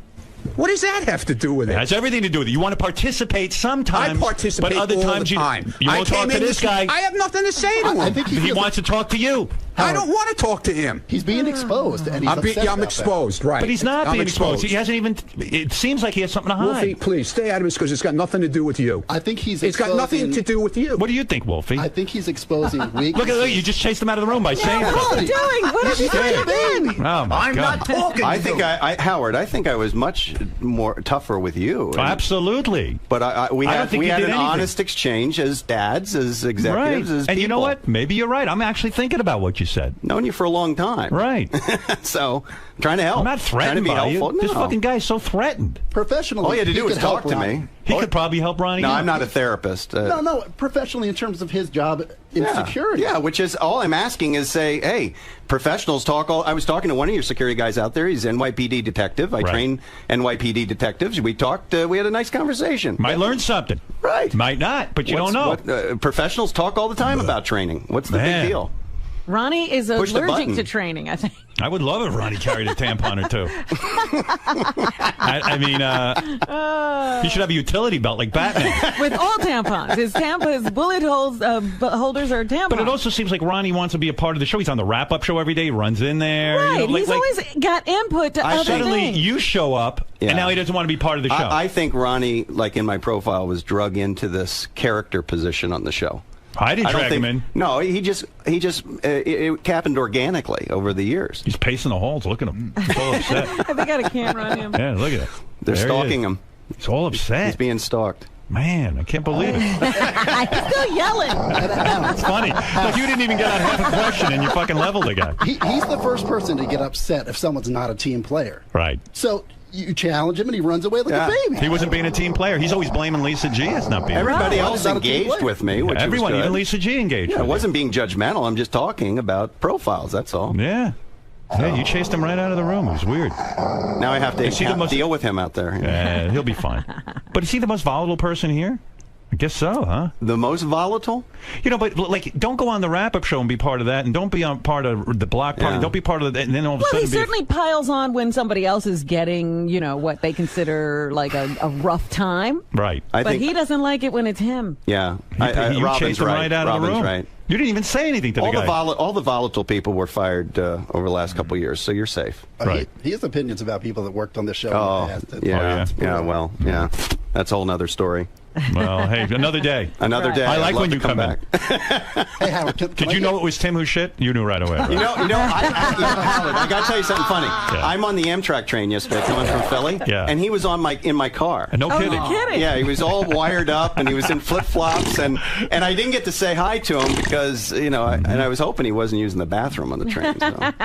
I was going to have Ronnie judge the beauty pageant tomorrow, but maybe I shouldn't because he don't like coming in here. Yeah, he might get dragged into something he doesn't like. All right.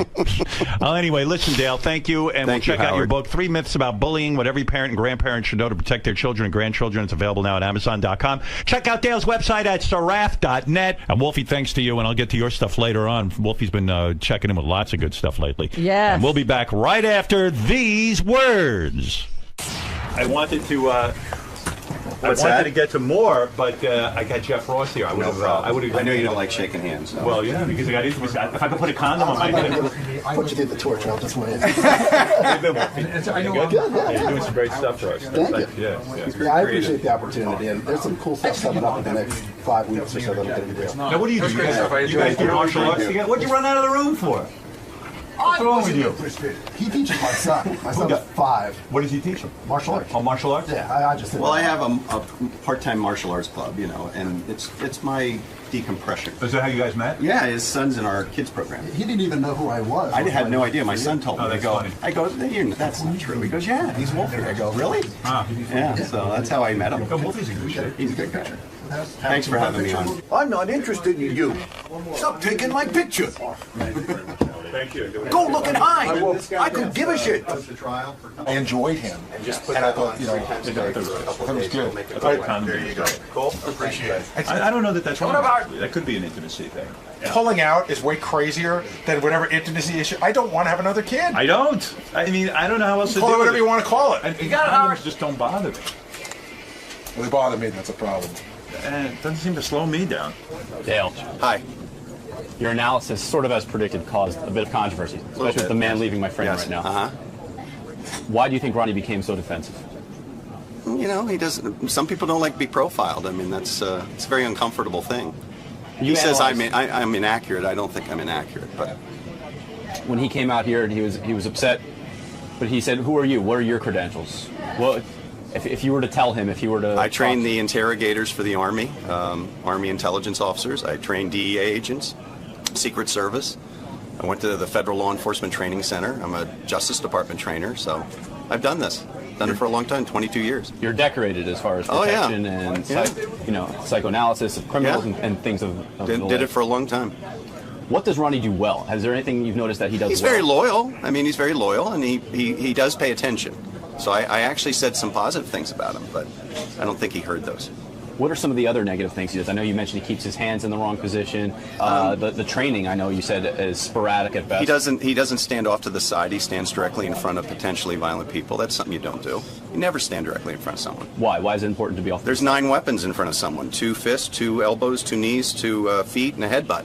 Why would you stand in front of 9 weapons? Makes no logical sense. You always step to the side. That's how you control people. That alone gives you an advantage because absolutely. They can't see you coming. Women, men, doesn't matter. Yeah. What about the psychological implications of Ronnie? If someone who gets defensive at criticism, and what does that indicate to you? He's got a bad temper.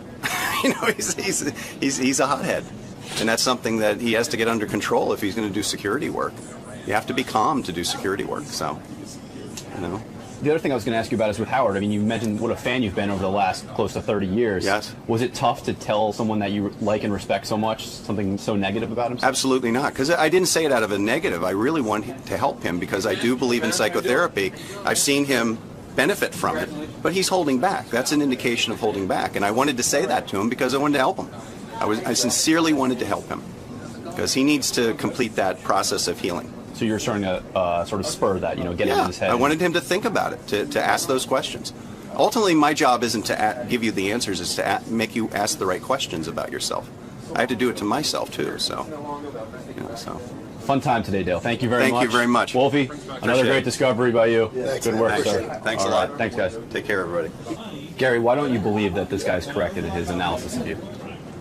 I didn't say it was all wrong. I mean, the part about my mother is right, but I think that his perception of my sexual being is based on a lot of stuff that has been told on the air, which is mostly truth. But I didn't agree with it. But I can understand how he can come up with that idea.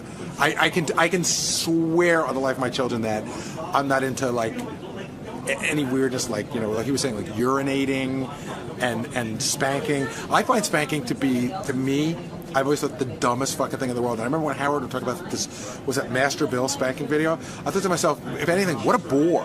Like, I remember watching it because Howard always talked about it, and I thought, why would I want to spank when I could be having sex? Like, to me, I find a lot of these weird sexual things are sort of putting off what you're there to do.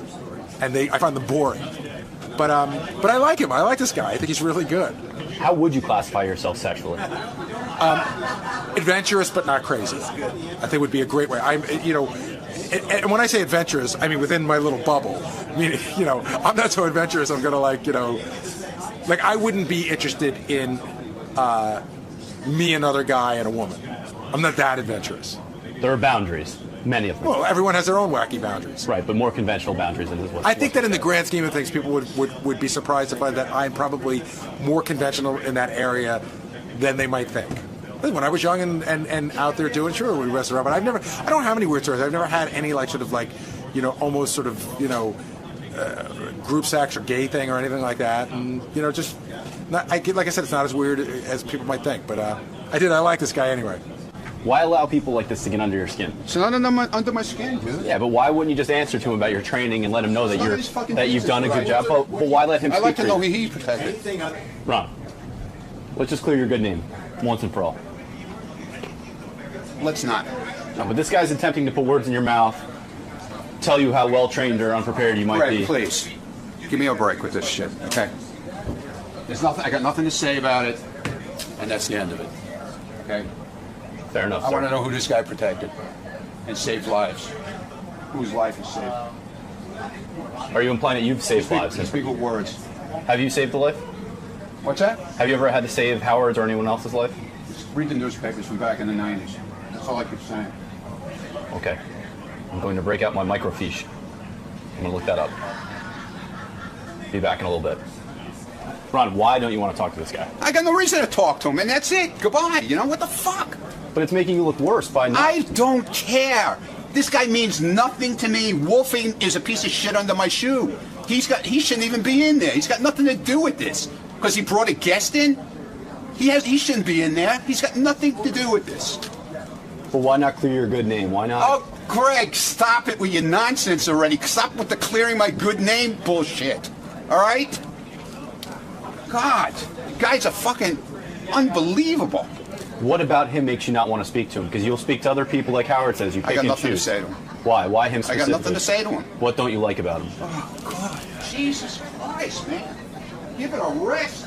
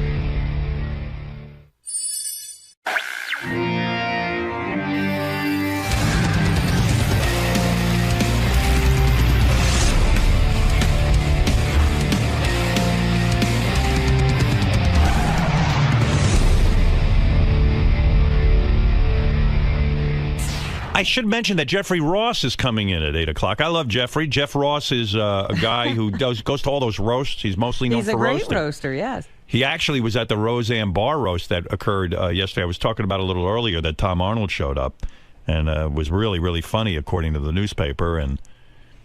But Did you see the picture of Jeffrey in the paper the other day? Yeah, he went to the Roseanne roast dressed as what's the coach's name? I can't think of it. Like Paterno. Paterno, Joe Paterno. He went dressed as Joe Paterno. And he had his arms around two young boys. Yeah, during the roast. Those roasts, I mean, he consistently kills it. And I was reading some article where, we'll talk to him about this, his preparation for a roast goes into the months, not weeks. I mean, and you can hear it. I mean, he comes up with these perfect jokes. It's a phenomenal format for him. Right? I mean, who knew of Jeffrey Ross till he started these roasts? No, it was the roast that put him on the map. And he's terrific at it. I mean, he's awesome. So anyway, Jeffrey Ross coming in. Maybe he'll have some stories. Hi. Oh, good morning, Jeff. Hi. Hey. How are you this morning? Oh, man, I am top of the world. I haven't seen you in a while. It's been too long. How are things? Things are great. Things are really good. The rule was David Arquette had to come on 48 more times before I could come on. It's an automatic? Yes, I'm feeling good. Hi, guys. Are you going to let Howard know about that it's been a little bit ridiculous that... In case they ask me to roast them, I'm not going to just jump in on them because I'm a guest. I want to be a good guest. Okay. But, if these things come up, I'm loaded with a few killer roast jokes. You've got some verbal ammo. That's right. Always. We'd expect nothing less from you. I really appreciate that. It's great to be here, everybody. What's up, Howard fans? Good to be here. Good to be here at WNBC 6660 AM. WNBC. First time I ever heard Howard, he was interviewing the Beastie Boys in the 80s. Wow. And now here I am, as a grown man, coming back. It's cool. All right, sir. We'll see you in the studio. Beyond excited to be here. Beyond. Nervous almost, biting my nails. Just the exhilaration of being back in the King's lair. Well, Jeff Ross is here. He's fresh from the Roseanne roast. I played you. It happened just the other night, like 2 nights ago. Hey, Jeff. Look good. You lost a little weight since I last saw you. Usually the roasts are on a Sunday night. I don't know when they did. The roast was... When was the roast of Roseanne? Saturday night. Saturday night. Yeah. I played your segment from there. It was hysterical. Thanks, man. Yeah, they sent it over to me. It was good to hear you. Good Lord, that roasting has made you huge, right? It's our new national pastime. For a long time, the rap on roasters, young guys doing roast, they weren't hard enough on people. They weren't angry enough. There was a period of time where roasting started to fall apart. Like, people were actually going on and being friendly to the guy they were roasting. And then they started calling in real comics to do it. And because I remember the D. Martin roasts were vicious. But then it got nice. Everyone didn't want to, is it hard to say something really shitty about someone to their face? I would only say it to their face. Right. You don't talk behind people's back. It's hypocritical. A true roast master says it right to him. But when you were looking at Carrie Fisher and you say, "Hey, Carrie, gravity, the force is still with you, but it's gravity," which implies that she's a fucking mess. And there's some truth in that. I mean, she doesn't look like Carrie Fisher anymore. Right. That is harsh. I mean, you can feel a woman close up on you, right? When you start doing that. The only time I ever, at one of these things, had some jokes and balked and stopped was when Farrah Fawcett was at the William Shatner roast. I had all these jokes about how terrible she looked, and she looked beautiful, and it took me right back to when I was a kid, and I just couldn't get the joke. Is that right? Yeah. In other words, it felt disingenuous to make fun of her for looking bad when she looked good. And I worshipped her my whole life. You couldn't go through with it. But some celebrities do get angry with you. Occasionally, but rarely. Penny well, a Marshall? lot of them. That's the one I heard. Penny Marshall. She got mad at you? What did you say to Penny Marshall to freak her out? Well, I learned a lesson on that one, Howard, because good. It's just what we were saying. It was behind her back. It happened. She got mad at me twice. Okay. The first one was at a roast for Rob Reiner, who she used to be married to. Right.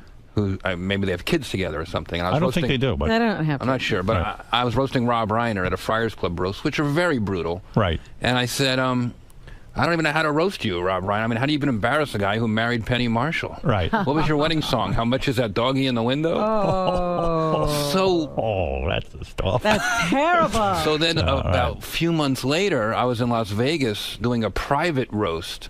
You do a lot of those. Yeah.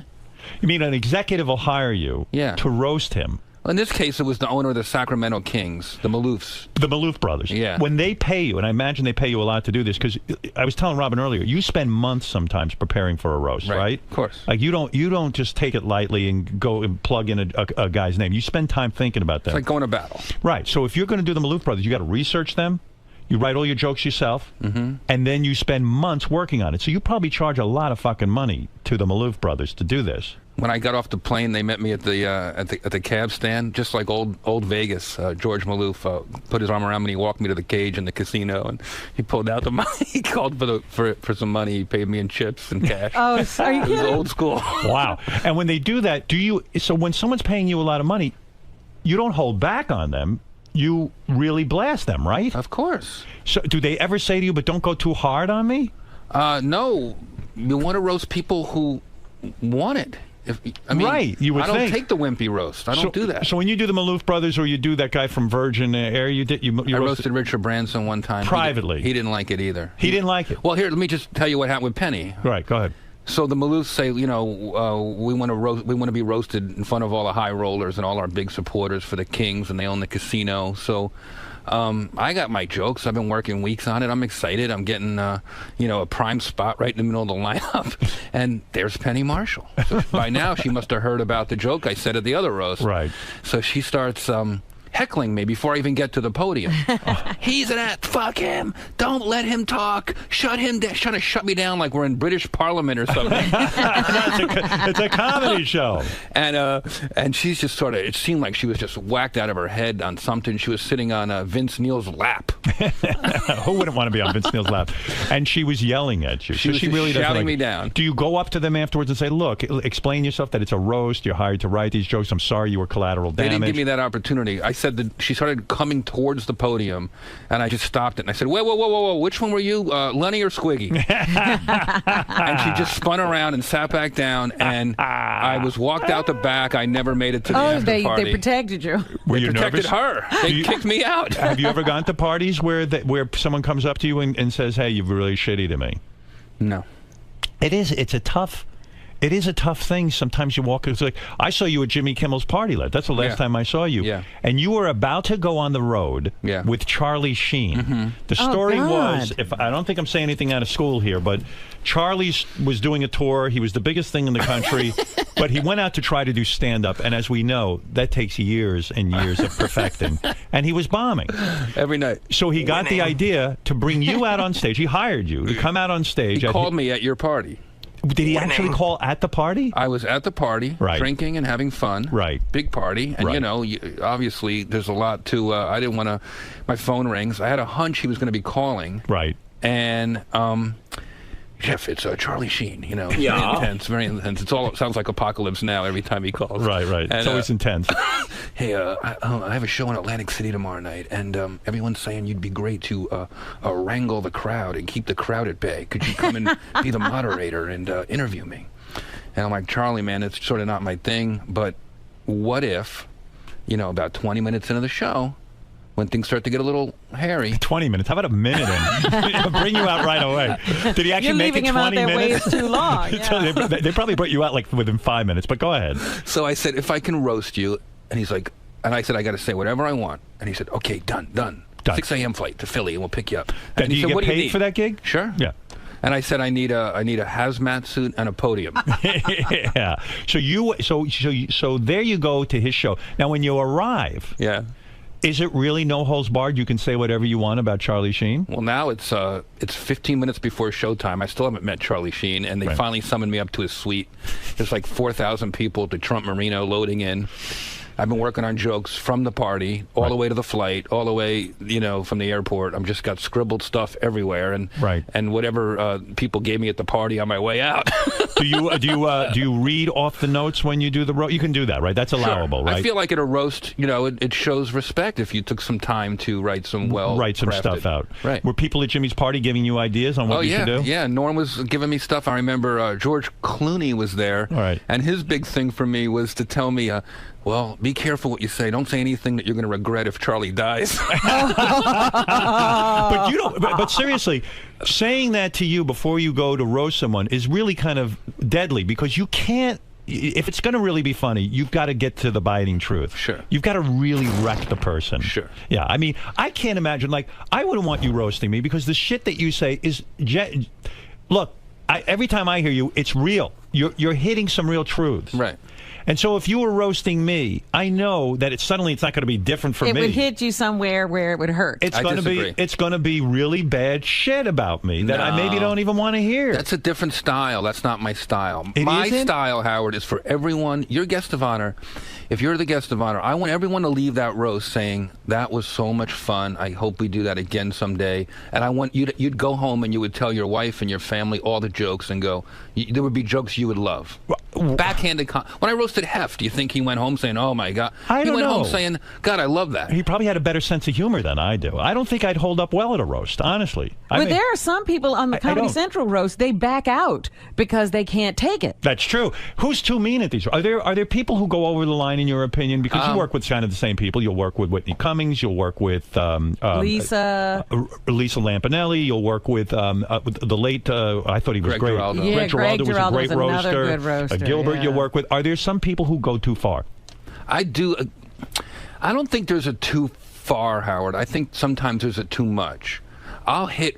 Milton Berle, after my first roast, he said they only remember the home runs. Right. Hit them with 1 or 2 wows, and you don't have to hit them 8 times on the size of their vagina. That was my only beef with Whitney after she tore into Pam Anderson's vagina for half an hour. I was like, she's our guest. Just hit her with 1 or 2 and then move on. So you have a line that you won't cross. Well, I have an amount. So you felt Whitney would say, let me understand, Whitney would say 50 times Pam Anderson's vagina is all stretched out. Right, and then until Pam Anderson's ready to leave, and I'm like, we're supposed to be having fun. See, I'm surprised to hear that, because sometimes it seems like maybe you're right. Maybe you don't pound the person to death, but it seems like you do, because you hit him with a 1-2 punch right away. Yeah, it's remarkable. I love the roast, and I love all of that. So getting back... No, go ahead. And they're healing sometimes. I mean... They are? I feel like people sort of... For Charlie Sheen, for instance, it was a reset button for him. Yeah, we'll get back to Charlie Sheen, because maybe it was healing for Roseanne and Tom Arnold.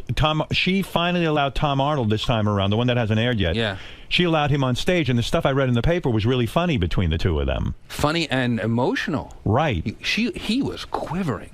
She sat back in her seat. It was like there was a real authenticity to what was happening, and I was surprised. I had no idea what was going to happen, and it was alive. Did you not know that he was going to be allowed to walk out? No. You didn't know? I suspected, and I asked Joel Gallen the night before, because I had a hunch that something could be up, because I saw the executives sort of running around on their phones. Right. And they told me definitively no, so they surprised me, which is hard to do. Well, because she had insisted that he be the only person not allowed to roast her, and when he was on my show, he had brought it up that he thought it would be a great idea if he roasted her, but he had been told no. So. Well, I love Tom, but he's been out of work so long, he forgot you have to be offered a gig before you turn it down. Yeah, right. Because he was on my show, he was killing on the show, and I said, man, that would be such a great moment if he came out. But I really never thought it would happen. Yeah. So get back to Charlie Sheen. So you get back to his dressing room. I'm in his. The show's 15 minutes away. Right. And I meet him, and he's got one eye on a baseball game and one eye on me. And I Not nervous at all. No, couldn't care less about this tour that is going down like the Titanic. He's got thousands of people sold out. They're buying T-shirts, the torpedo of truth. And he has nothing to say. Nothing. He goes out in a baseball shirt, a Philadelphia baseball shirt. We're in New Jersey. You don't do that. It's just the whole thing. Right. And he comes out and winning and Tiger Blood. He's got this little shtick he does in the beginning. Right. So he says, I'll do all that. And then I said, okay, well, when it starts to get a little weird, because it's been getting weird every night, and they've been trying to get me to do this for a while. Right. I said, all right, that's when I'll come out and I'll do I'll roll out a podium and we'll start and Chuck Zito walks up to me, who I don't know at this point. Right. And he walks right up to me. he puts, you've seen his fist, Howard. Right. He's a very big man, yeah. And he's a very intimidating guy. And he walks right up to me and he puts his fist against my nose and he said, make sure the jokes aren't too mean. Wow. And Sheen goes, hey, Chuck, he's with us. It's okay, he's with us. He's allowed to be mean. Jeez. So I was very intimidated. Was Chuck doing it jokingly? Or no, it was not a joke. Chuck was protecting his guy. Did Chuck realize that you are a karate black belt? Aren't you a actual karate black belt? I got a black belt in Taekwondo at 10 and a half years old. At 10 and a half At 10 and a half? How do you think I have the confidence to bust balls? Do you still That's practice? why I told your bullying guy. They should teach the kids, bully victims should learn karate and then also learn roasting. Is that why you learned karate? Were you bullied as a kid? Yes. You were, and your parents said now, to you... did this help? My mother dragged me to karate school. I was crying and screaming, didn't want to go. And she said, no, you're going. Right. And you might probably thank her now because you know this skill. Every day. Do you keep up with it? No. You do not? That's what I was going to say. It gives you a certain confidence. I can defend myself. I'm not saying I can throw flying snap kicks anymore, but if somebody threw a punch at me, I could defend myself. That's great. And whoever I'm with. And isn't it true, even to this day, you can beat up any 10-year-old right now? Like if I brought 5 10-year-olds in here, you could probably take them out. So Chuck says to you, hey, you better take it easy. Charlie says to you, listen, it's okay. And so roast you did. And how the show comes out. The show, Charlie goes out, and he's doing fine. He's doing his shtick for about 15 minutes. And suddenly somebody in the middle of this giant arena goes, refund! I want a refund! And Charlie doesn't have the stand-up skills to stop everything he's doing and to go through. Right. He stops and he goes, who said that? So now you got 3,000 people on a jumbotron, and he goes, come up here. So some guy runs out of the crowd. Charlie reaches into his pocket and gives the guy a $100 refund. So what happens? But what? So they bring you out? No, 80 people start rushing the stage looking for refunds. So then the stage manager throws me out there, and I walk out in a full head-to-toe hazmat suit. Right. And I have a microphone, and I pulled the mask down, and I said, hey, everybody, my name's Jeff Ross. They call me the Roastmaster General. And Charlie says, what the fuck are you doing here? And I go, Charlie, these people paid good money for a comedy show. They deserve a comedy show, and no one deserves to be roasted more than the Warlock.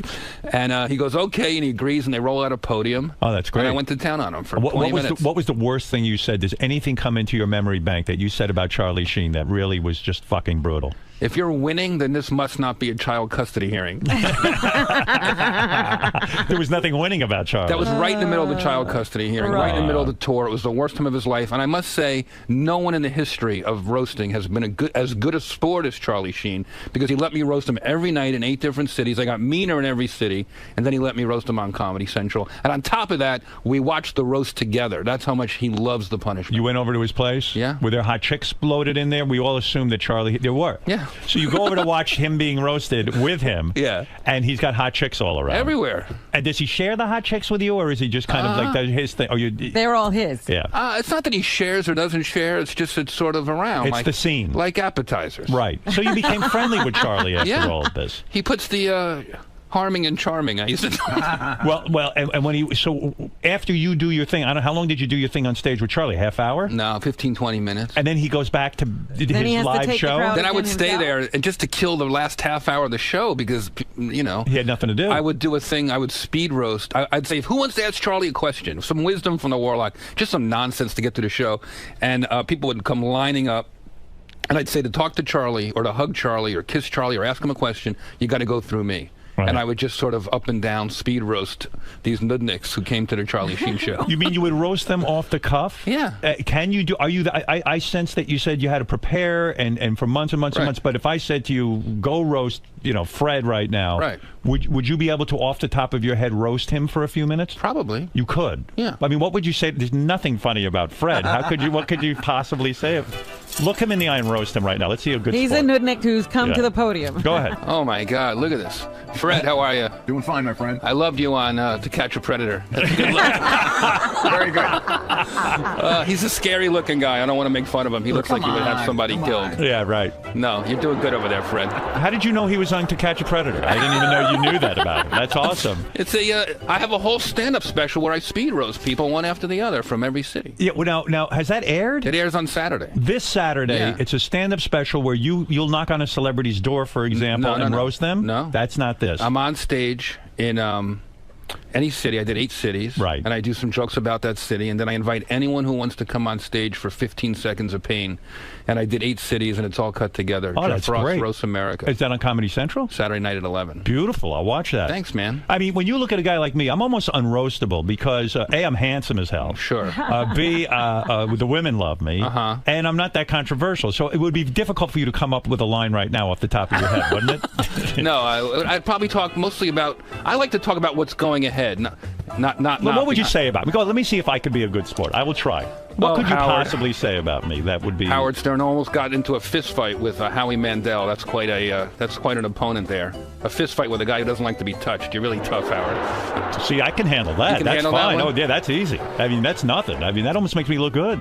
But I wouldn't want to turn it up as a guest because then Turn you it might up. get it. You blast me one real good one. Give it up for Howard Stern, the ugliest motherfucker on the planet. That's not even a joke. That's a fact, Howard.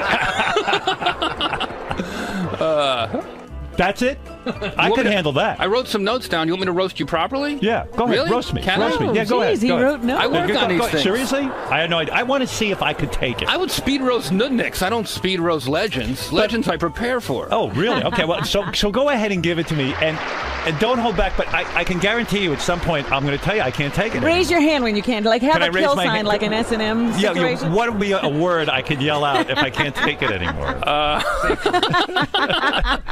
Have Chuck Zito walk in for a second and punch you right in the head. Go ahead. Thanks, Howard. But with all due respect, the Howard Stern roast is not the same without Bob Levy butchering my introduction. Great to be back, Howard. It's been so long. After my last time on this show, they said I couldn't come back until David Arquette had 48 more fucking appearances. All right, I can handle that. Kind of. Yeah. They come from a place of love, Howard, because I love the show. It's not an angry roast. That's not my style. I see. Robin's not here today. There's no one here to fake laugh at my jokes and step on the punchlines. He asked to be roasted, not me. Yeah, right. That was me, but go ahead. There's no minorities in the studio. The closest thing you have to a person of color are the brown stains on Tim's fingers.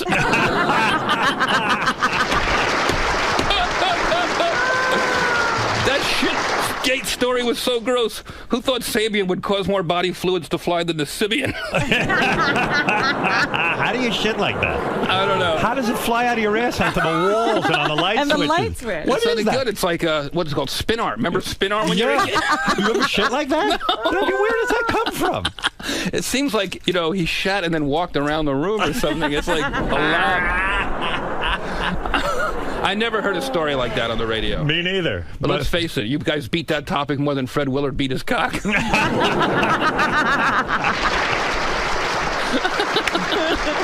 What was that? I mean, what's going on with him? Fred? I love Fred. Who goes to a theater to beat off anymore? It seems crazy. I think he's having fun. He's got an artistic... What is that about, though? I asked him to come on. He went on Jimmy Fallon. I really didn't get any answers. I asked him to come on this show. He declined. Oh. I just want to know, why go to a theater to beat off? I mean, is it to meet other people? I don't think so. I think he was probably bored, had a couple drinks, and was having some fun. All right. Okay. I've jerked off in weird places, haven't you? I'm very proud. I'm afraid someone will see how small my cock is. Where have you jerked Where off? have you jerked off in a weird place? Let me think. Chuck E. Cheese. You did? No. I believe it. That would be a weird place. Where have you jerked off? That's weird. In a pool. You did? Yeah. Not your own pool. Someone else's. I once jerked off in the ocean. Remind me not to invite you to my house. Am I done being roasted? Did I survive that? I mean, I don't feel that I got roasted that bad. Robin, we need you back here. Without you, who will they ever get to Google the news? Even in Robin's absence, we still get all those great Robin songs. Everyone wants to fuck Robin. The only people who want to fuck Howard are those serious executives. See, I like that. Those execs are crazy to mess with you, Howard. Where else are they going to find someone willing to work 4 hours a day, 3 days a week? When you cut back, Howard, on your schedule, do you even think about who you were hurting? With so many shows, there's barely enough new material for Jay Leno to steal. Now, you're friendly with Jay Leno, right? No. Oh, you're not? I mean, I'm friendly when I see him, but I haven't been on a show since '96. Is that true? Yeah. Why not? Well, I mean, your career is bigger than ever. You've really proven to be a great comic. Why the fuck are you not on the Tonight I wrote them Show? a note. I wrote the bookers a note early on when they took over the primetime show. Right. They were looking for comics to do panel and stuff, and I threw my hat in the ring. They were interested, and I said, I want to play in the. I wrote Ross Marks, the booker, an email. I said, I want to play in the big leagues, and he wrote me back, get a bigger bat. Wow. So I just he stopped. roasted you. Yeah. Yeah, I don't know what that's all about. I would even think in terms of like with the roast and the attention you're getting that even if Jay just had you on to do 5 minutes and then you just fucking blasted him, I would think that would be a great segment, no? Yeah. To be honest with you, I have my pals in late night now, and it's okay. Who are your pals in late night? I love the Jimmy Kimmel. I'm going to be on next week. Jimmy adores you. Yeah, he's been a good pal for a long time, and Right. always in my corner. Right. And on my team, whatever I do when things are up or down, and that's a real friend. So, to me, that's enough. Yeah, and I was actually surprised you were even allowed into the party at the big party. Jimmy invited him? Jimmy invited. I said, boy, Jeff's really, you never know. You never know. No, I was actually glad to see you there. And it was kind of fun to socialize a bit. That was some party, right? That was the greatest, man. Just Why was singing it so karaoke. Because when else do you see Rickles with his guard down and Norm hanging out, Norm Macdonald? It was just the comics. To me, it's about I don't care about the movie stars. That's not my thing. But when you see comics sort of unguarded, I love the fraternity of it. It's funny you say that. You know who I ended up sitting on a couch for most of the evening with talking to is this guy, 𝗦𝗵cie𝗄𝗿. Yeah. And he seems like a very genuine guy to me. Are you friendly with him? We started out together. I consider him a friend. And I had a great conversation with him. Maybe you're right. And Norm, too. Norm's another great guy. What did he say to you? Did you remember what he said did he give you advice about Charlie Sheen? You said, what was his advice? Who? Norm Macdonald, the night that we were at the party. I remember him just starting to pitching me jokes. I can't remember what they were. And were they good? I don't remember them being stuff I used, but just having Norm sort of engage in what I'm doing is the best. And I just started making fun of his jacket. Were you nervous going on the Charlie Sheen thing at all? Yes, on the first one, but once I got in the rhythm of it, when I'm prepared, I'm not nervous. Yeah. When I'm going into things sort of half-assed, then I get nervous. What makes a great roaster? The guy's got to have a great delivery. It's like everybody could have the same jokes. People write jokes. It's the timing. It's the timing, right? It's confidence. Right. I love Amy Schumer. She opened the roast last night, Saturday night, right, for Roseanne. And we had a couple very similar jokes. Right. And I started cutting them in my head. And then I said, you know what? I'm just going to do them. And I'm going to do them with confidence. Who knows what they'll use in the edit. So why break my script apart? I'm just going to do it with the confidence and gravitas of the roast master, and it worked. So they don't work that out ahead of time. You don't sit down with all of the fellow roasters and say, look, here's my material, here's your material, and you work it up, because it seems like a horror scene. If you've got to sit there and cut jokes as people are going, you might have some killer material. That's the game, though. It's awesome. It's you tough. like that. I love the energy of that, and the fact that you got to be on your feet, and you got to be engaged, and you got to be in the moment. When you're sitting there on the dais and Amy Schumer goes and she does a joke so similar to the one you're doing, you just sit there and go, oh, fuck me. Yeah. I mean, that takes a long time to create a joke. It's not like you can write it in 3 seconds. That's why I like to go on a little later. Why? Because then I can roast the roast. What if somebody bombs? What if something crazy happens? Do you sit there and write as you go along? Like, in other words, you do. So if Amy Schumer went and tanked, then you got 50 Amy Schumer lines. Right. But you can write it that quick. I had a great joke in case someone tanked. Hey, Gilbert, if you're going to tweet about a disaster tonight, tweet about Amy Schumer's set. Right. But she was good. She was great. And it didn't work. So I dropped that one and made it about Ellen Barkin's makeup. Somehow you work it in. And how long do you go on for? Like 3 to 5 minutes? I went on for about 8 minutes. 8 minutes? There was a lot to work with there. Do they cut that down, or they just run the whole 8 minutes? I think they'll run most of it because it was pretty fun. And I mean, the segment I ran this morning, maybe I should run it now. I was dressed as Joe Paterno. Yeah, we talked about that. Now, that seemed pretty controversial, that you would show up dressed as Joe Paterno. And did anyone have any doubts about you doing that? I did. I struggled with it for a while. But why did you struggle? Because you thought maybe too soon? No, not too soon, but I don't want it to be misconstrued as glorifying those guys. I wanted everyone to understand that it's my way of expressing my freedom of speech. A lot of comics have been apologizing and second-guessing their imaginations lately. Right. And that troubled me. And Roseanne represents unapologetic comedy. Right. So I thought it would tie together in a way that could be funny and also impactful. Who knew it was that deep? Right. Who knew? I just said, but you're right. I remember going on Letterman and making an OJ joke. It was right as soon as this murder occurred, double homicide occurred, and I went right on that night and I did a OJ thing. And Letterman came down pretty hard on me. He said, you shouldn't make fun of a double homicide. And I was like, oh, fuck, great. I just got chastised on television. And yet 3 nights later, everyone started it, including Letterman, with the OJ jokes. Right. And so I still feel glad that I did it. Because it was, history proved me right. You asked me if I write my own material very early on. Yep. I write it, but I also, at this point, because of my reputation, everywhere I go, people offer me ideas now. Right. The cab driver will give me a joke, and then Sarah Silverman will give me a joke. And you start to get ideas and influences, and I feel like I'm roasting Roseanne vicariously for all the fans and comics. So Sarah hears that you're going to be on the Roseanne roast, right. And she's known to do roasts too, but she, I guess, didn't want to do this one or didn't get asked to do this one. She didn't particularly like them. I don't know about that. Does she not No, like she them? talked about it with us. She did? I think she loves them as a fan, but I think, being up there isn't really something she looks forward to. Right. So she calls you up and says, hey, we had lunch, and, we'll just start bullshitting about the roast. Right. And then she says something great. Yeah. And then do you have to ask permission? Do you say, hey, can I use that? No, she's saying it so I use it, hoping I use it. Wow.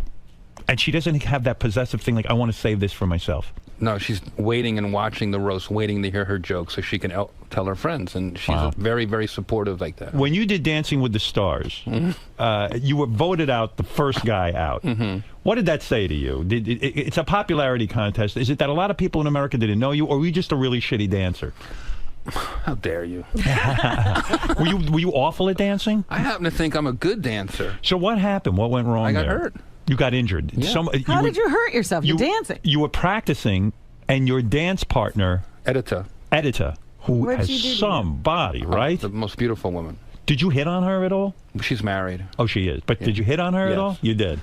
Couldn't get anywhere. We loved each other, but in a way that was obviously, Is it erotic when you? It couldn't be realized. When you're in a rehearsal with a woman that hot, I mean, she's hot, Edita. I know who you're talking about. Inside and out, wonderful person. Okay.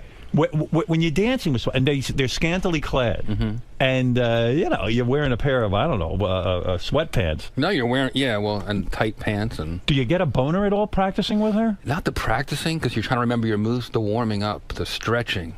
She stretches. She did one move with me, boy. She would. We would stretch, and I don't know if you do yoga, but when you do this thing where you grab someone's ankles, go up like this. So now I'm looking up like this, right? And it was just. And she's on her back on the floor. And you're doing these kind of stretches, or she'd warm up and she'd change in front of me. You're together everywhere for 2 months warming up, and you pop a boner. You definitely get excited. Yeah, and do you apologize? Do you say to her, look, I'm so... I mean, what do you do in that situation? I would just ignore it. I would just play through it. But she sees it. Walk it off. I mean, I'm assuming she sees it, right? I think she probably, in some way, loves it. Right. She wants to know that her stuff is working. No, it's working all right. No, she's super hot. So you were practicing with her, and I guess one of her fingernails got in your eye? We did the same routine for months. We're working it out. If I go on the road, she came with me. Wow. I lost a lot of weight. And, my thinking was all the great roast masters before me, they were full entertainers. They could sing and dance. And, I wanted to sort of pay tribute to that. So I was like, all right, I'm going to try to learn something new. Okay. And I got the routine down. We were doing played out funky music. Right. And it was so exciting. Live TV. I'm in my trailer. It's a few hours from showtime. Chris Rock calls and he says, I'm watching with my daughters. Let me give you some advice. And he said, fuck the dancing and write some jokes. He always knows what to say to make you feel confident, doesn't he? So we go to camera blocking. The live show's a few hours away. And while I'm in makeup, Edita goes and gets her nails done. Polish woman, long, beautiful fingernails. And the last move, Howard, is me down here. I go, bam, on the very last move. As my hands come out, her hands come out over my head, and her fingernail catches your eye. Catches my eye, and I had what's it called? A cornea, sliced. A sliced cornea. And I go down on the ground, and I'm laying on the ground like wiggling around, and everyone's laughing because they all think I'm hamming it up or playing around. Wow! And 15 minutes goes by, and I'm not opening the eye. Oh! And now I go to the ambulance, and maybe she wasn't loving the stretching. Maybe it was a payback for the boner. But go ahead. Yeah, you go to the ambulance. And I go to the hospital, and then I go to a specialist, and he basically says, you can't dance. You have to. And now I'm like, this is I've been working months on this. Yeah. And word starts to get out and stuff like that because people saw an ambulance come out of Dancing with the Stars already. There's an audience lining up and stuff. Yeah. And I start why couldn't calls. you dance? Because your eye was so injured that you could have risked further injury? I guess when you rip your cornea like that, you can't move your eye around. Right. You're moving. I could sit in here, but I could. The lights, the cameras, it's just so painful. So I had to wear a eye patch. Yeah. And I said, if I can walk, I can dance, I told Editor. Right. And I said, the show must go on. And the producer, Conrad, said, the show's going on, just without you. What are you talking about? What do you mean the show must go on? We weren't stopping it, narcissist. And actually, Kimmel said, dance, you'll be a hero. Right. Like a schmuck. I'm like, all right. You let Kimmel give you advice? Right. Right. Dancing, no less. Dancing advice. And that's what happened. I went out and I danced poorly. Right. People started sending money. Are you saying in rehearsal you really were a lot better? I'm still a good dancer. Why don't I love to dance more than anything. Why don't they bring you back? Yeah, that would have been a good idea. Why don't they give you? In fairness, isn't there some new superstar season coming up where they're pulling in the best dancers from each series? You should get a chance at doing that. I'm your advocate right now. Thank you very much. Absolutely. Howard. The last time you said something like that about me, it worked out too. Every time you plug something what was good that? happens for me. This was years ago. I told a story about roasting. I don't remember which one. And you said you should write a book about roasting. Yeah, and you did. And a month later, I had a deal. Yeah, how'd that book do? Well, it did well, right? Yeah. I mean, it was. You've taught people how to roast, haven't you? You on the Bachelor. I remember seeing you. He was on The Bachelor? He taught the Bachelorettes or the Bachelors to roast, right? Roasting isn't about celebrities all the time. It's also about roasting your friends and colleagues and coworkers. And I'll tell you what. That's what my show's about. If you won't put Jeff back on Dancing with the Stars, you should at least let him bang Editor. She should have at least offered after she took out your cornea. Are they in charge of that? I danced so poorly, people thought it was a telethon. They sent money. Who's this guy? Let's go to a couple of calls. Let's remind you not to miss Jeff Ross's stand-up special, Jeff Ross Roasts America. That's the one where you'll bring people up on stage and you'll just let them have it. Right. It's brutal. It's brutal. Yeah. Good. I didn't do it to you because it's just not right to do it to friends. It works for strangers. Do it to me. No, it's like, It doesn't work. It's got to be if I the know stranger. the person, it's got a layer to it. When you roasted Donald Trump, in other words, it worked because you don't know him? No, because that one I prepare for, and it's like a written roast. But speed roasting is very punk rock. Right. I had a guy in Seattle just come on stage, and I'll ask him, what are you doing? He'll tell me. I said, he'll say, oh, I'm getting married next week. I said, what does your wife do? And I say, I know she's not a dentist because he's got fucked up teeth. I got hit about 8 times on the tour. Really? Mostly by women. Are you serious? Yeah. They hit you? Well, women will come on stage to get speed roasted in a top.